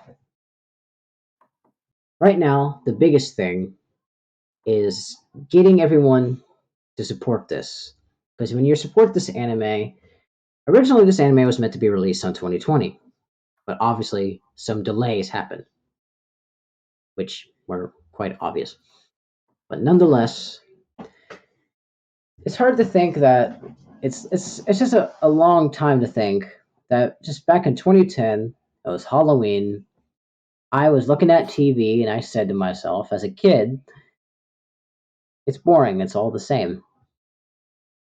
So I decided to come up with my own thing, something different. I wanted something different to watch, so I started writing a book.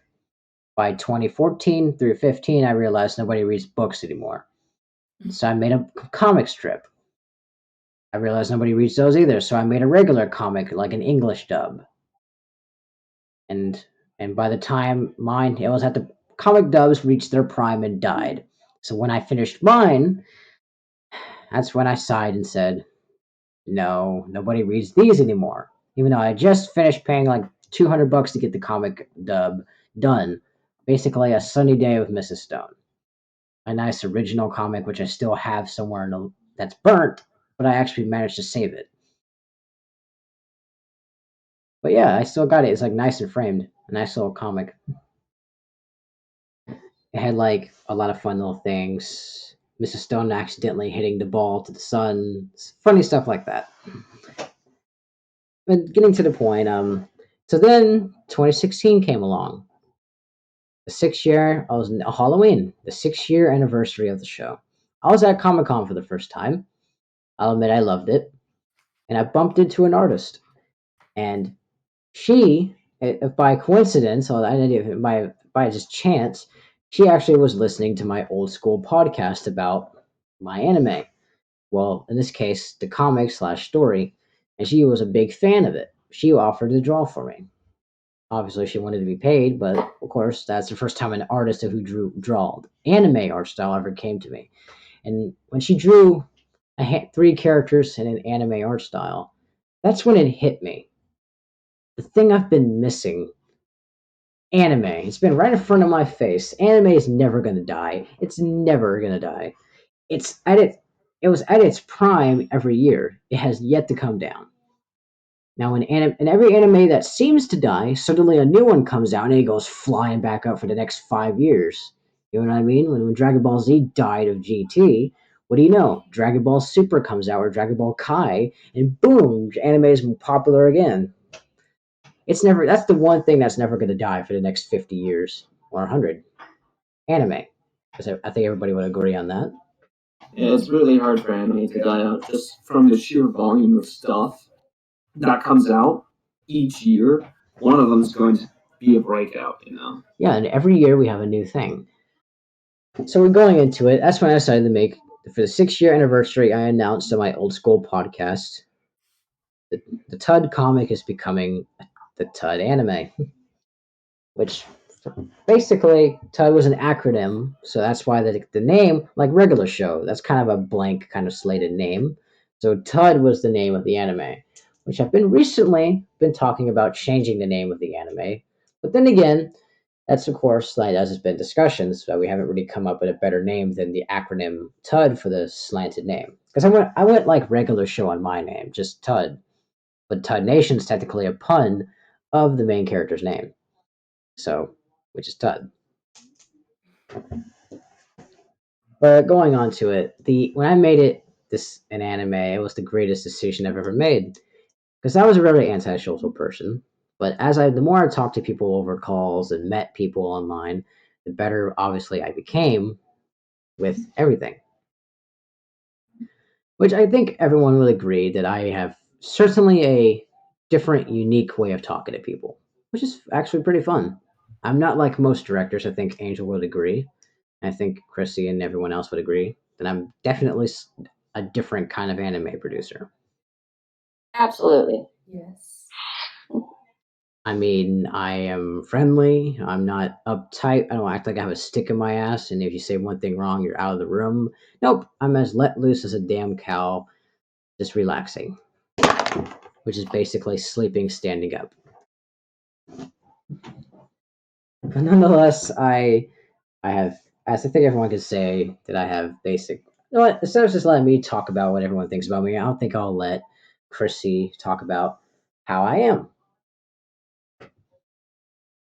Well, I really enjoy the way that you can explain the story and your characters. You have such a history with them, with being in it for so long, so many years. And I find that refreshing because a lot of times writers or directors really don't understand their own characters. So the way that you're able to talk to about them like you know them, because you do, is good as as a voice actress to get that insight of the character and the way that you are open and honest and willing to listen, even with the stuff I've been going through, which has been a lot over the last almost year now since the tornadoes that we had last May. Um, the patience that you show is just phenomenal, and I really enjoy working with you. Well, as I basically said to everyone before, I can understand when shit happens. A tornado destroying your home, that's hard. Going through religious changes, I understand. Which is why, I think Christy can tell you, I was quick to basically accept any changes she wanted to make. Anything she wasn't comfortable with, I quickly cleared that up and made sure it all worked.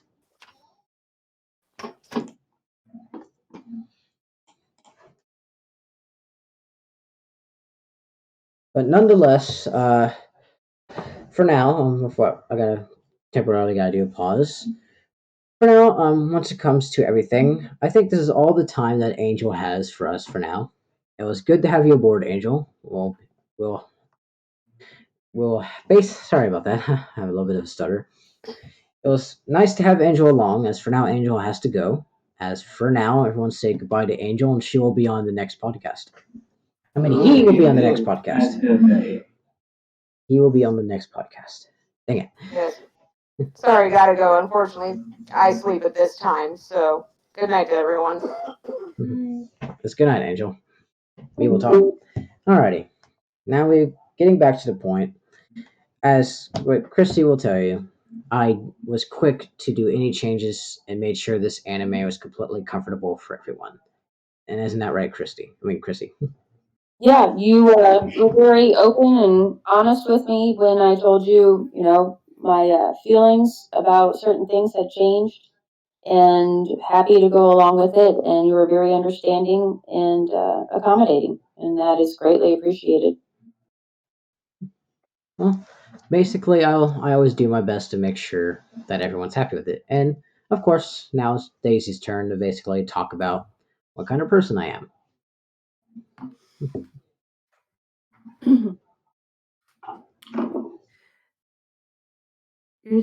You're really patient, easy to talk to, because I'm antisocial too, but I can go up to you and talk to you whenever.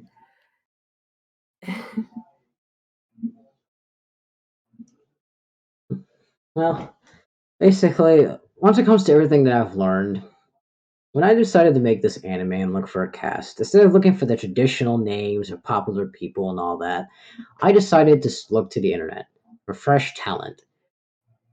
Maybe some who are brand new to it all, like Daisy, or some who have been doing it for a while, like Chrissy. Yet, unheard of talent is always good because that gives me an opportunity to let new talent shine. And I've definitely have not regretted it at all. I may have had a few speed bumps with some trolls and here and there, or some people who have tried to completely ruin me and my reputation.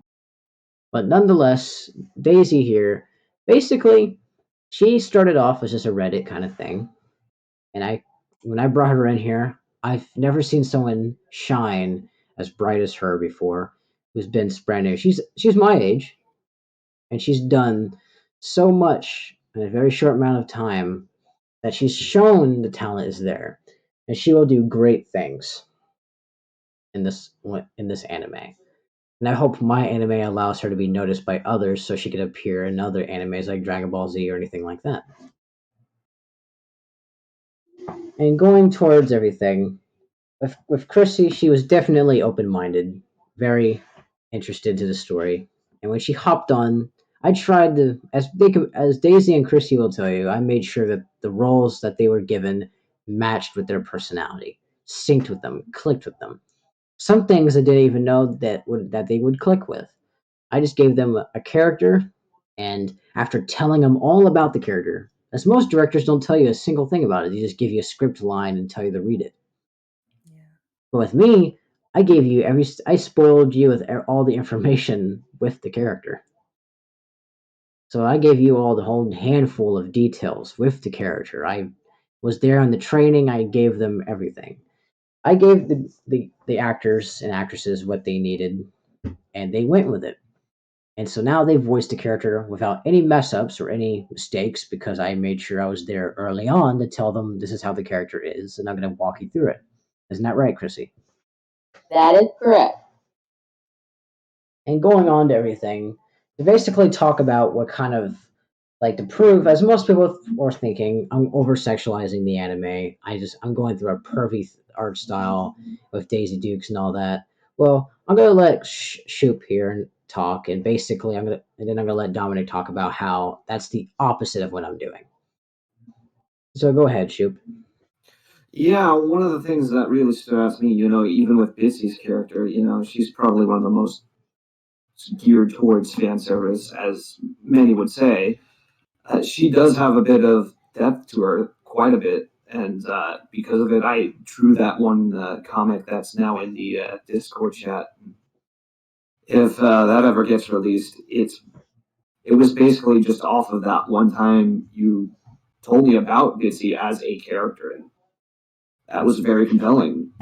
Basically, as Dominic and Shoop can agree, with how Bitsy looks, she's not only is she historically accurate, but she was made to be as innocent as a damn dog with derpy eyes. I mean, I'll let Dominic talk about now about the process of how literally, basically, he'll back me up here and say I was not perverted throughout the entire creation of Bitsy in stage 5. Yeah, it wasn't. It was a pretty funny interaction that Dustin was having a hard time pronouncing. Told him just say it. Just say you want it. So it's okay.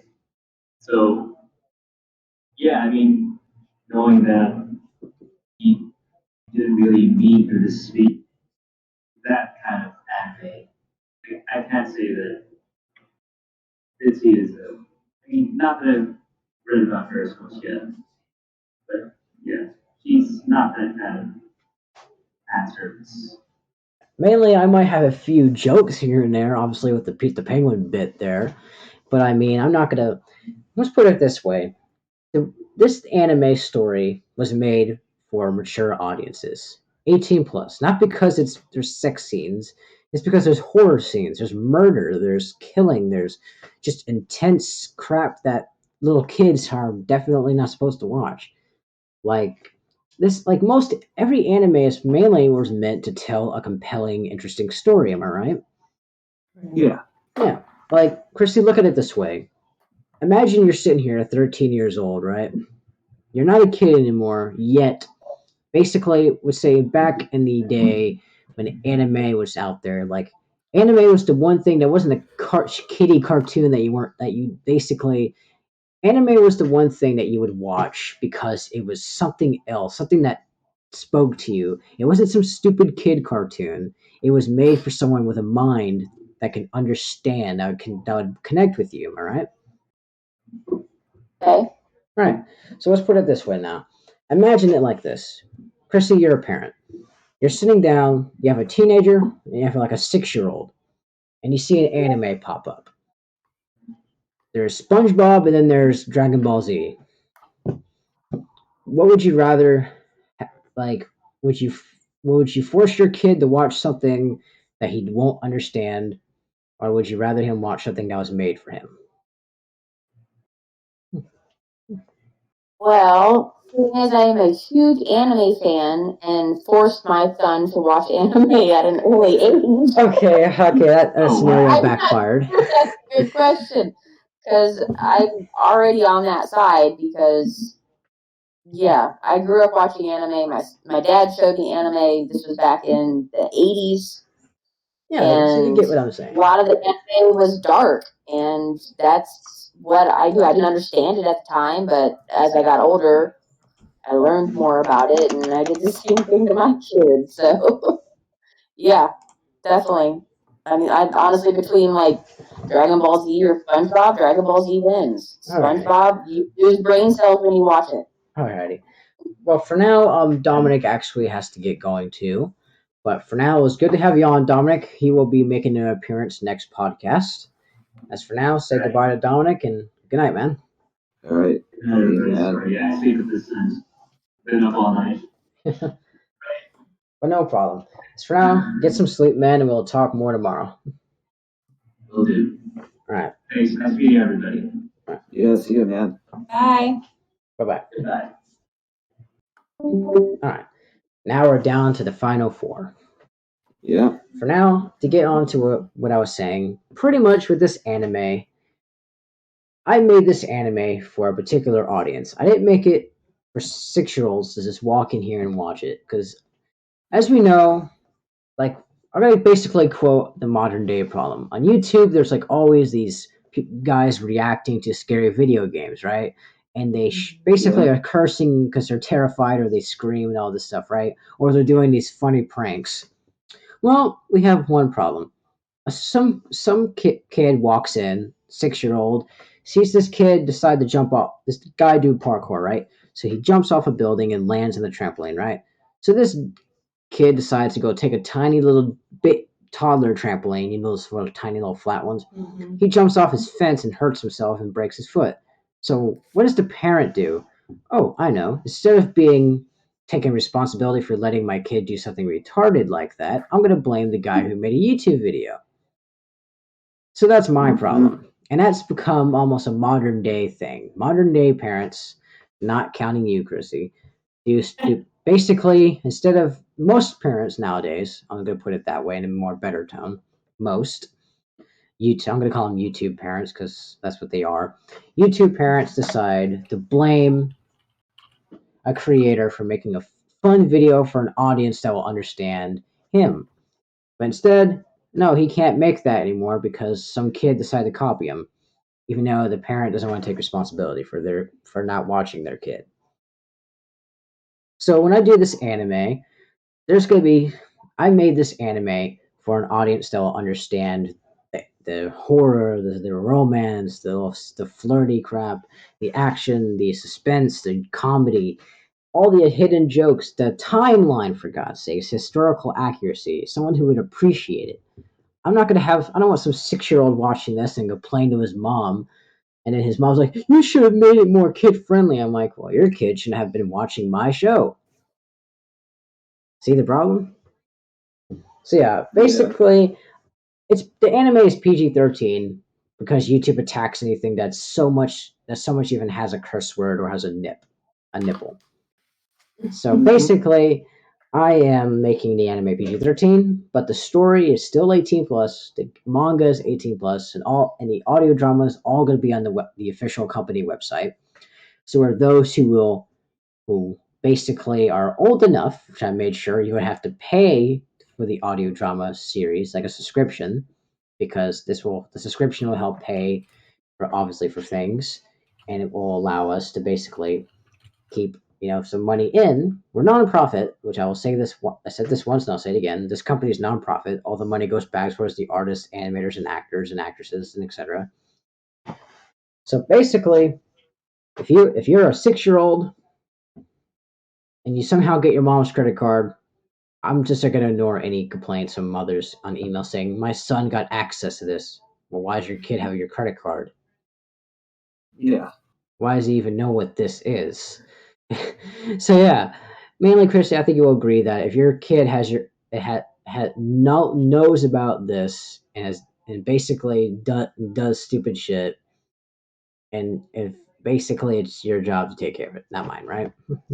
Absolutely. I mean, parents are responsible for their own children, no one else. I shouldn't have to censor my crap because you decided to like let your kid have access to your credit card, which no one in their right mind should. A 6-year-old especially.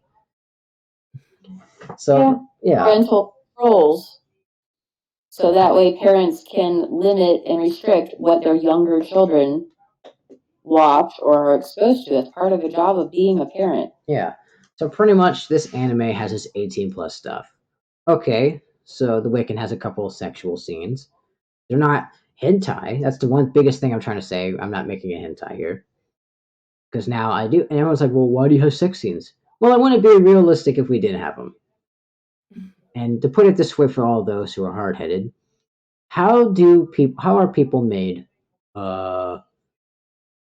Sex? There you go. So it is realistic to have a sex scene. As long as you're tasteful about it, then hey, you're good. But I'm not sitting here making a entire episode dedicated to a whole gangbang now, am I? There's no octopuses in here. There's no anime girls with very short skirts that go up to their thighs. Or their... I can't remember what the joke was, but it'll come back to me. But Chris, you get the idea. Yep. Nonetheless, everything I do in here is tasteful. Now, I have obviously some flirty jokes, like the bikini walk along the beach, which Daisy will understand from Mrs. Stone. Mrs. Stone is basically a big fat tease. She'll walk around in a two-piece and basically not do anything to anybody else. Mainly, she's just trying to attract a main character who's not interested. Basically, a sexual comedy. She'll try to be all flirty and stuff around the main character, trying to egg him on, but he's not showing any interest. So naturally, she's going to try harder. but everyone gets the idea. Now, with the anime, I've tried to make sure everyone can understand that I spent a long time with this. Now everyone's like, "Well, you're not professional. You don't have this. You don't have that. You don't have this or that." I'm like, "Well, this is my first anime. I'm not doing it the way other animes do it, where I would just be making another over sexualized content hentai. Now would I? No, I'm not doing that. I'm doing it my way, which so far, I think everyone here would agree, my way has worked out perfectly. Not only do I treat everyone who works for me as a part of a family, the TUDNation family, they all get treated the same respect. There's no, oh, since I'm an artist, I'm better than you because you only voiced the character. There's no dominance crap like that. And I don't act like because I'm the owner, I'm better than you. No, I treat you like you're my equal. Everyone in here is equal to me. It's all the same way. Nonetheless, for now, we move on and digress. So, what is your hopes for this anime, Chrissy? Obviously, for it to be picked up by a lot of fans, people hear about it, for it to be successful, because I would really love to tour the Comic Cons as the Wiccan. We do actually have plans on for some live action stuff like that, and to basically announce, as Elena was talking about in the last podcast, she suggested some fun ideas like a little softball game that all the actresses would dress up as the characters and play some softball. Because recently, we actually have, as in our fan base, which no one here knows about, we actually have Joe Testa, a professional baseball player, as one of our anime's fans and viewers on the podcast. Oh, cool. And we have Comedy Central producers as fans with their friends watching us. Nice. And basically, as for the live action things, which we always to tell you, each character has a calendar, 10 different calendars. One of them has a flirty pose here and there, and that's supposed to be like the legendary secret calendar that everyone would wish they would get if they, win it. And these are like limited edition. There's no more going to be made. So it becomes a collectible, which I think Daisy can explain more detail. Basically, these calendars are completely customized and based off of what everyone's okay with and what the model's all right with doing. And I allow creativity, so they get to come up with poses they want to do. And I'll let Daisy talk a little bit more about that.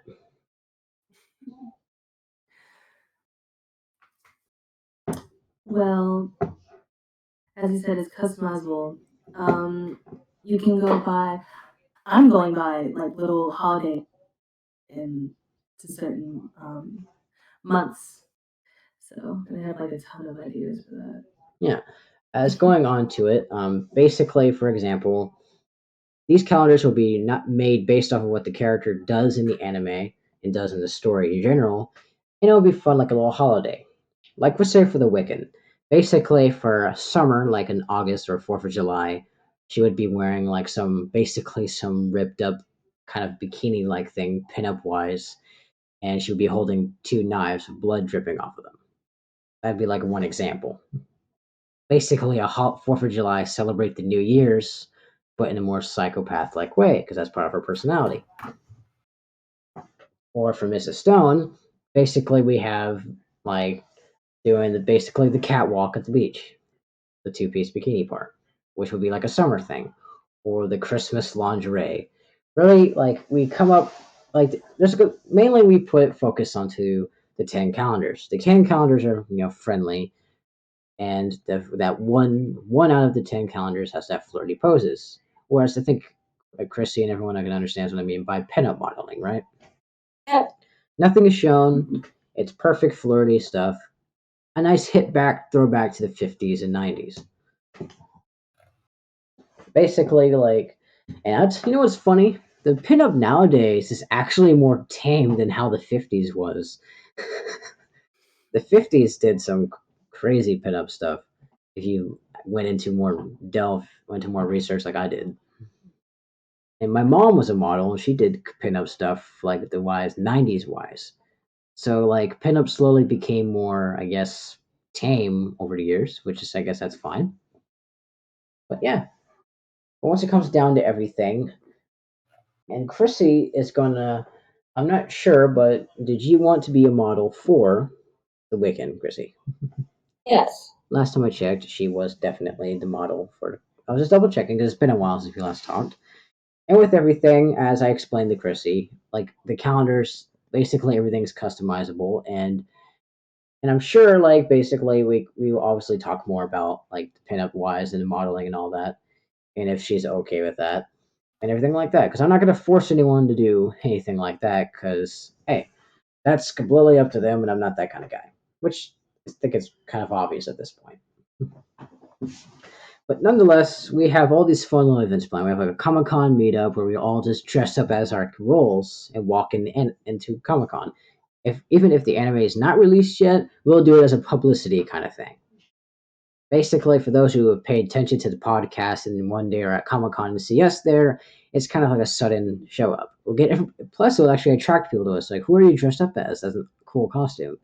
Basically, we advertise the anime that way too. If that sounds like a good idea for everyone. Yeah, that always works. Yeah. And then we have basically those little that. And then we have what Elena's idea. She had a couple of flirty ideas talking about like we kind of rent out a bar kind of place with a little dancing pole, all that, and basically have fun and let everyone interact with the female roles, all that. Kind of like a pay to go dance with everyone in the cast. I don't know. I can't explain it as well as she did. I can't remember everything she said, but she was basically trying to make little flirty jokes here and there and flirty ideas and all that. Well, yeah, which I never really expected her to make such flirty ideas. Which, hey, that's I learned something new every day. Am I right? But nonetheless, it's always the point of it is to have fun when we do these little things. These live action things will help make everyone enjoy the anime, and I'm pretty sure that everyone here is in love with the anime. Am I right? Yeah, I'm pretty stoked. Yeah. And coming down towards everything, pretty much like how we would plan on doing all these meetups is based off of like where we are. We'll try to meet up in the closest spot. See, I live in Texas, and Daisy, you live in Georgia, right? Yep. And Chrissy, what state are you in? Ohio. Ohio. All right. So pretty much how we would do it is basically we can either meet up somewhere to do. Now modeling, we need permits because some people don't like to have filming done in their locations. Am I right? Now, basically, we're in Texas. I live at a lake with beautiful environment, beautiful scenery, beautiful trees, nice little like gated community. So it's not like some cabin in the woods thing where you're coming over to my place in the old abandoned cabin with all the demons and the book underneath it, the Book of the Dead or whatever. Exactly. Basically, my idea was if in Chrissy and Daisy, you can tell me if you're up for it. Basically, everyone just comes out to the lake. We have a nice grill out, have burgers and stuff, and have fun. Basically, have all the actors and actresses come out. Come out. It'd be like kind of a meetup spot, you know? I'm down. Yeah. Yeah. Basically, we could do some modeling in the process too, because it gets some of the calendar stuff out of the way. Because it's a lake, and plus free burgers. I think everybody would love to get some free burgers. And I make a good burger. And I use my hillbilly accent because I do make some pretty good burgers. Woo! But nonetheless, I'm getting myself hungry now. But going back into everything, pretty much, like, how do you feel, Chrissy? You're for meeting up at basically at the lake property and do some modeling there with everybody. No, that's a good idea. Just needs something to be set up. Because of course I have a full time job. I need advance notice and stuff like that. But Obviously, as mainly I have yeah. a nice studio camera in my possession, thanks to my uncle who did a lot of photography. So I actually have a pretty good physical camera, nice tripod and everything. It's one of those cam. I can't remember the name of the brand at the moment, but it's very, very good camera. Like what the news reporters use when they interview the president. I can't remember that brand name. That's what kind of camera I have. So I got a pretty good camera for the modeling stuff. Yeah. But going towards it all, basically, my original idea was, oh, if you guys live out here, I'll try to pay for plane tickets. But then I realized I don't have a dime on me because then the Corona happened. I just made that ensured I don't have a damn dime on me. So now I have to figure out another way. Now I'd made some ideas when I was very tired, saying, "Oh, I'll just go pick y'all up and drive all the way back." I just realized I'm talking about driving to a state. I'm thinking, "Oh, they live 5 minutes away." Go on a road trip because I have like an old Ford Explorer, the 2004 era. I have a nice, Mhm. 9-seater. I think that's a 9-seater. Yeah, 3, 6, yeah, 7, 8. I got like an 8-seater car, so basically I go pick up everybody. We go on a road trip. Road trip. We listen to David Bowie's Space Odyssey and some nice time passing songs like that, Queens and all that fun stuff. Yeah, but nonetheless, that's to me that sounds like, oh, I don't think that's pretty much coming off a bit creepy if I offered to pick everybody up in my blue car. So yeah, I don't know, it just came off, so that's why I said, well, we'll try to figure out a way to get everyone down here. But nonetheless, it's kind of always going to be it's a nice lake property because I live right in the lake, so you don't have to go all around and basically have to go through people to get to it. You actually have access right into the water because I got the boat ramp and the little dock and everything, so it's all nice. The water may be low around the boat ramp, but if you get into the lake more, it gets fuller. Because I have a kayak, so I guess I can take one person at a time to the spots. But nonetheless, it's kind of like we all come back. It's a nice little area. We have a nice table and everything. We can call it like a good holiday. But for now, I think at this point, I think we can all agree that there's a lot of things planned. We have a lot of live action stuff planned out for everything. I think everybody's hyped up for it, am I right? Yep. And as for now, Chrissy has to go. It is getting late for her. And Yeah. for now, we will all say goodnight to her. It was nice to have you on, Chrissy. We need to talk more. I was glad to talk to you again. All right. Thank you guys. I appreciate it. It was nice talking to you. It was, It was nice. As congratulations of having your role revealed. So now, basically, it's public. You are the Wiccan. All right. Thank you. Good night. Good night. All right, good night. All right. Now we're down to the final three. Then there were three. Yep. We have the two chickens, a picture from Beastars, and we have the hedgehog. Is that a hedgehog with a sword and a shield, or is that? I think it's a porcupine because that's what the Google search gave me. Okay, so Apparently, it's a picture drawn by Wayne Reynolds. Oh, damn. Who's like a fantasy illustrator, and I just kind of found it. I'm like, is that Wayne Reynolds?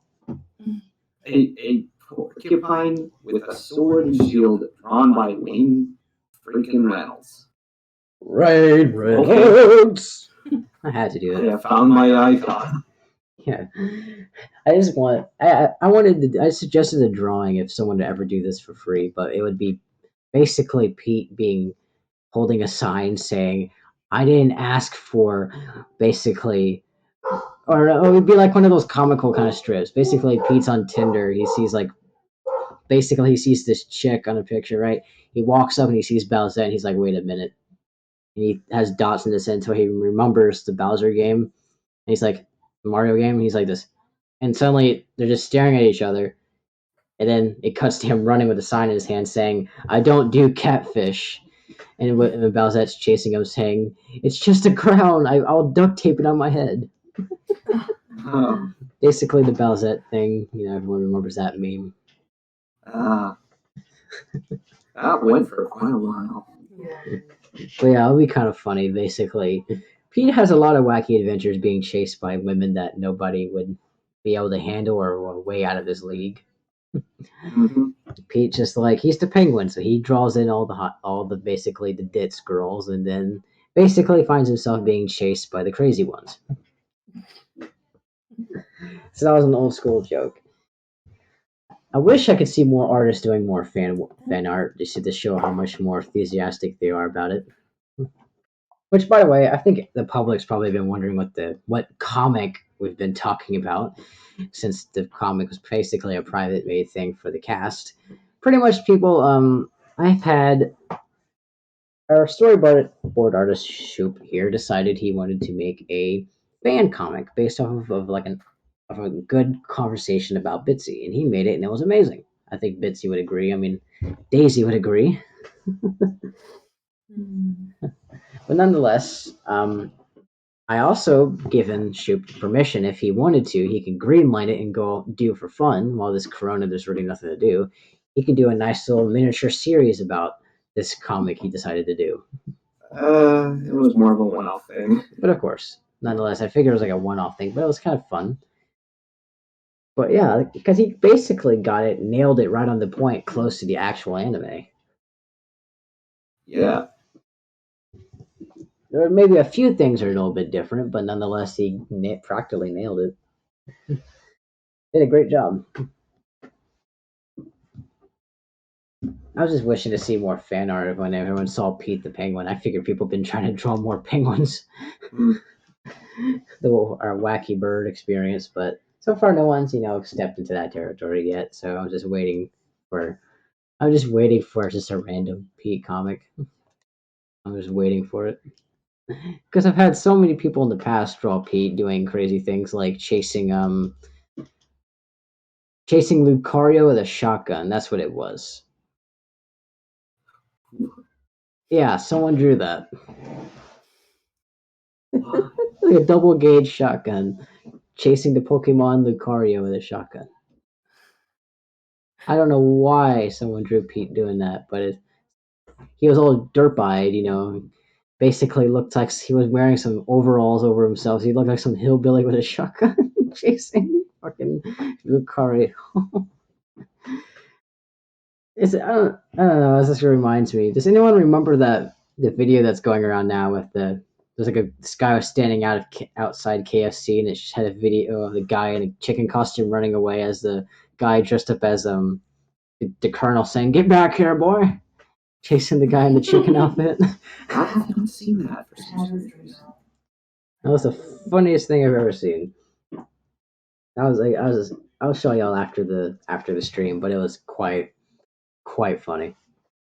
But nonetheless, it's a fun fact, everyone.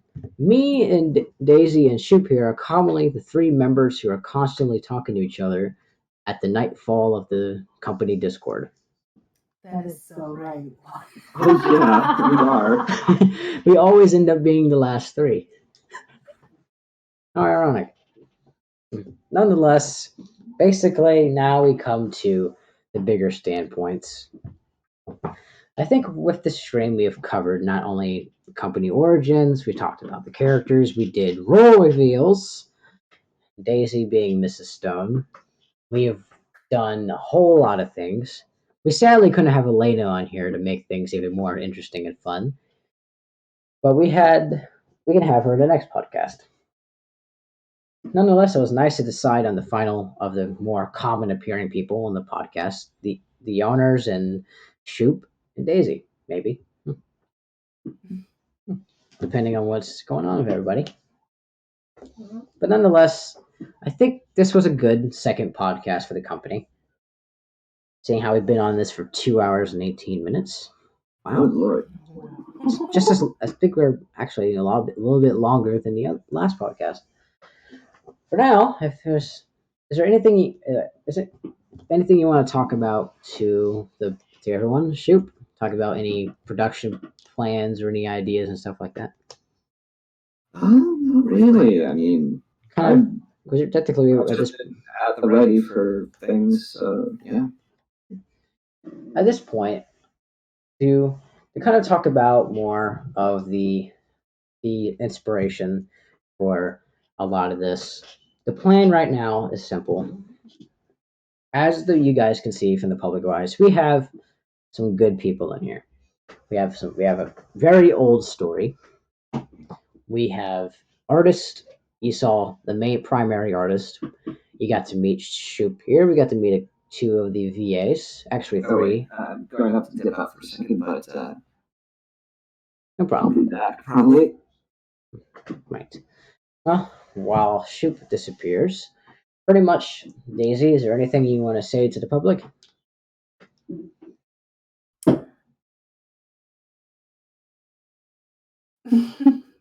I want to scream. I don't know why. But no, I don't. I mean, you should be. I think you're wanting to stream because you're excited because you've been publicly revealed as Mrs. Stone.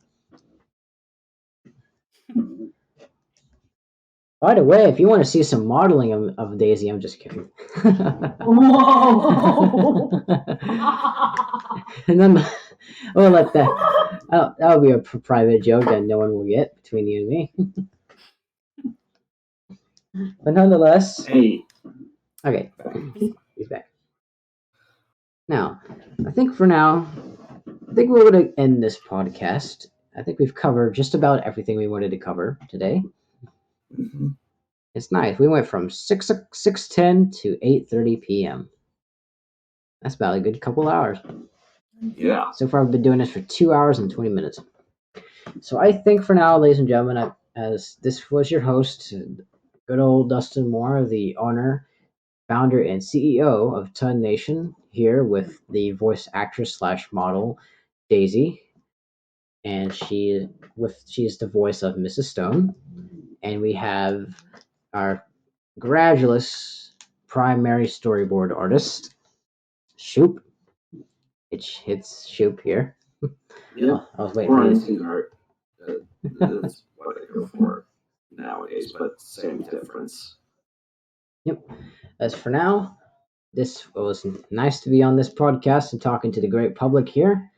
As I think we're going to call it a nice, efficient night, and we will see you on the next stream. Now, just like Markiplier, let's all just sit back and wait for me to pull up some outro music and get us a nice little exit here. And yeah, I think we'll have a nice little island theme. I think everyone should get what I mean when I said by island theme. Just give me a second here. Okay.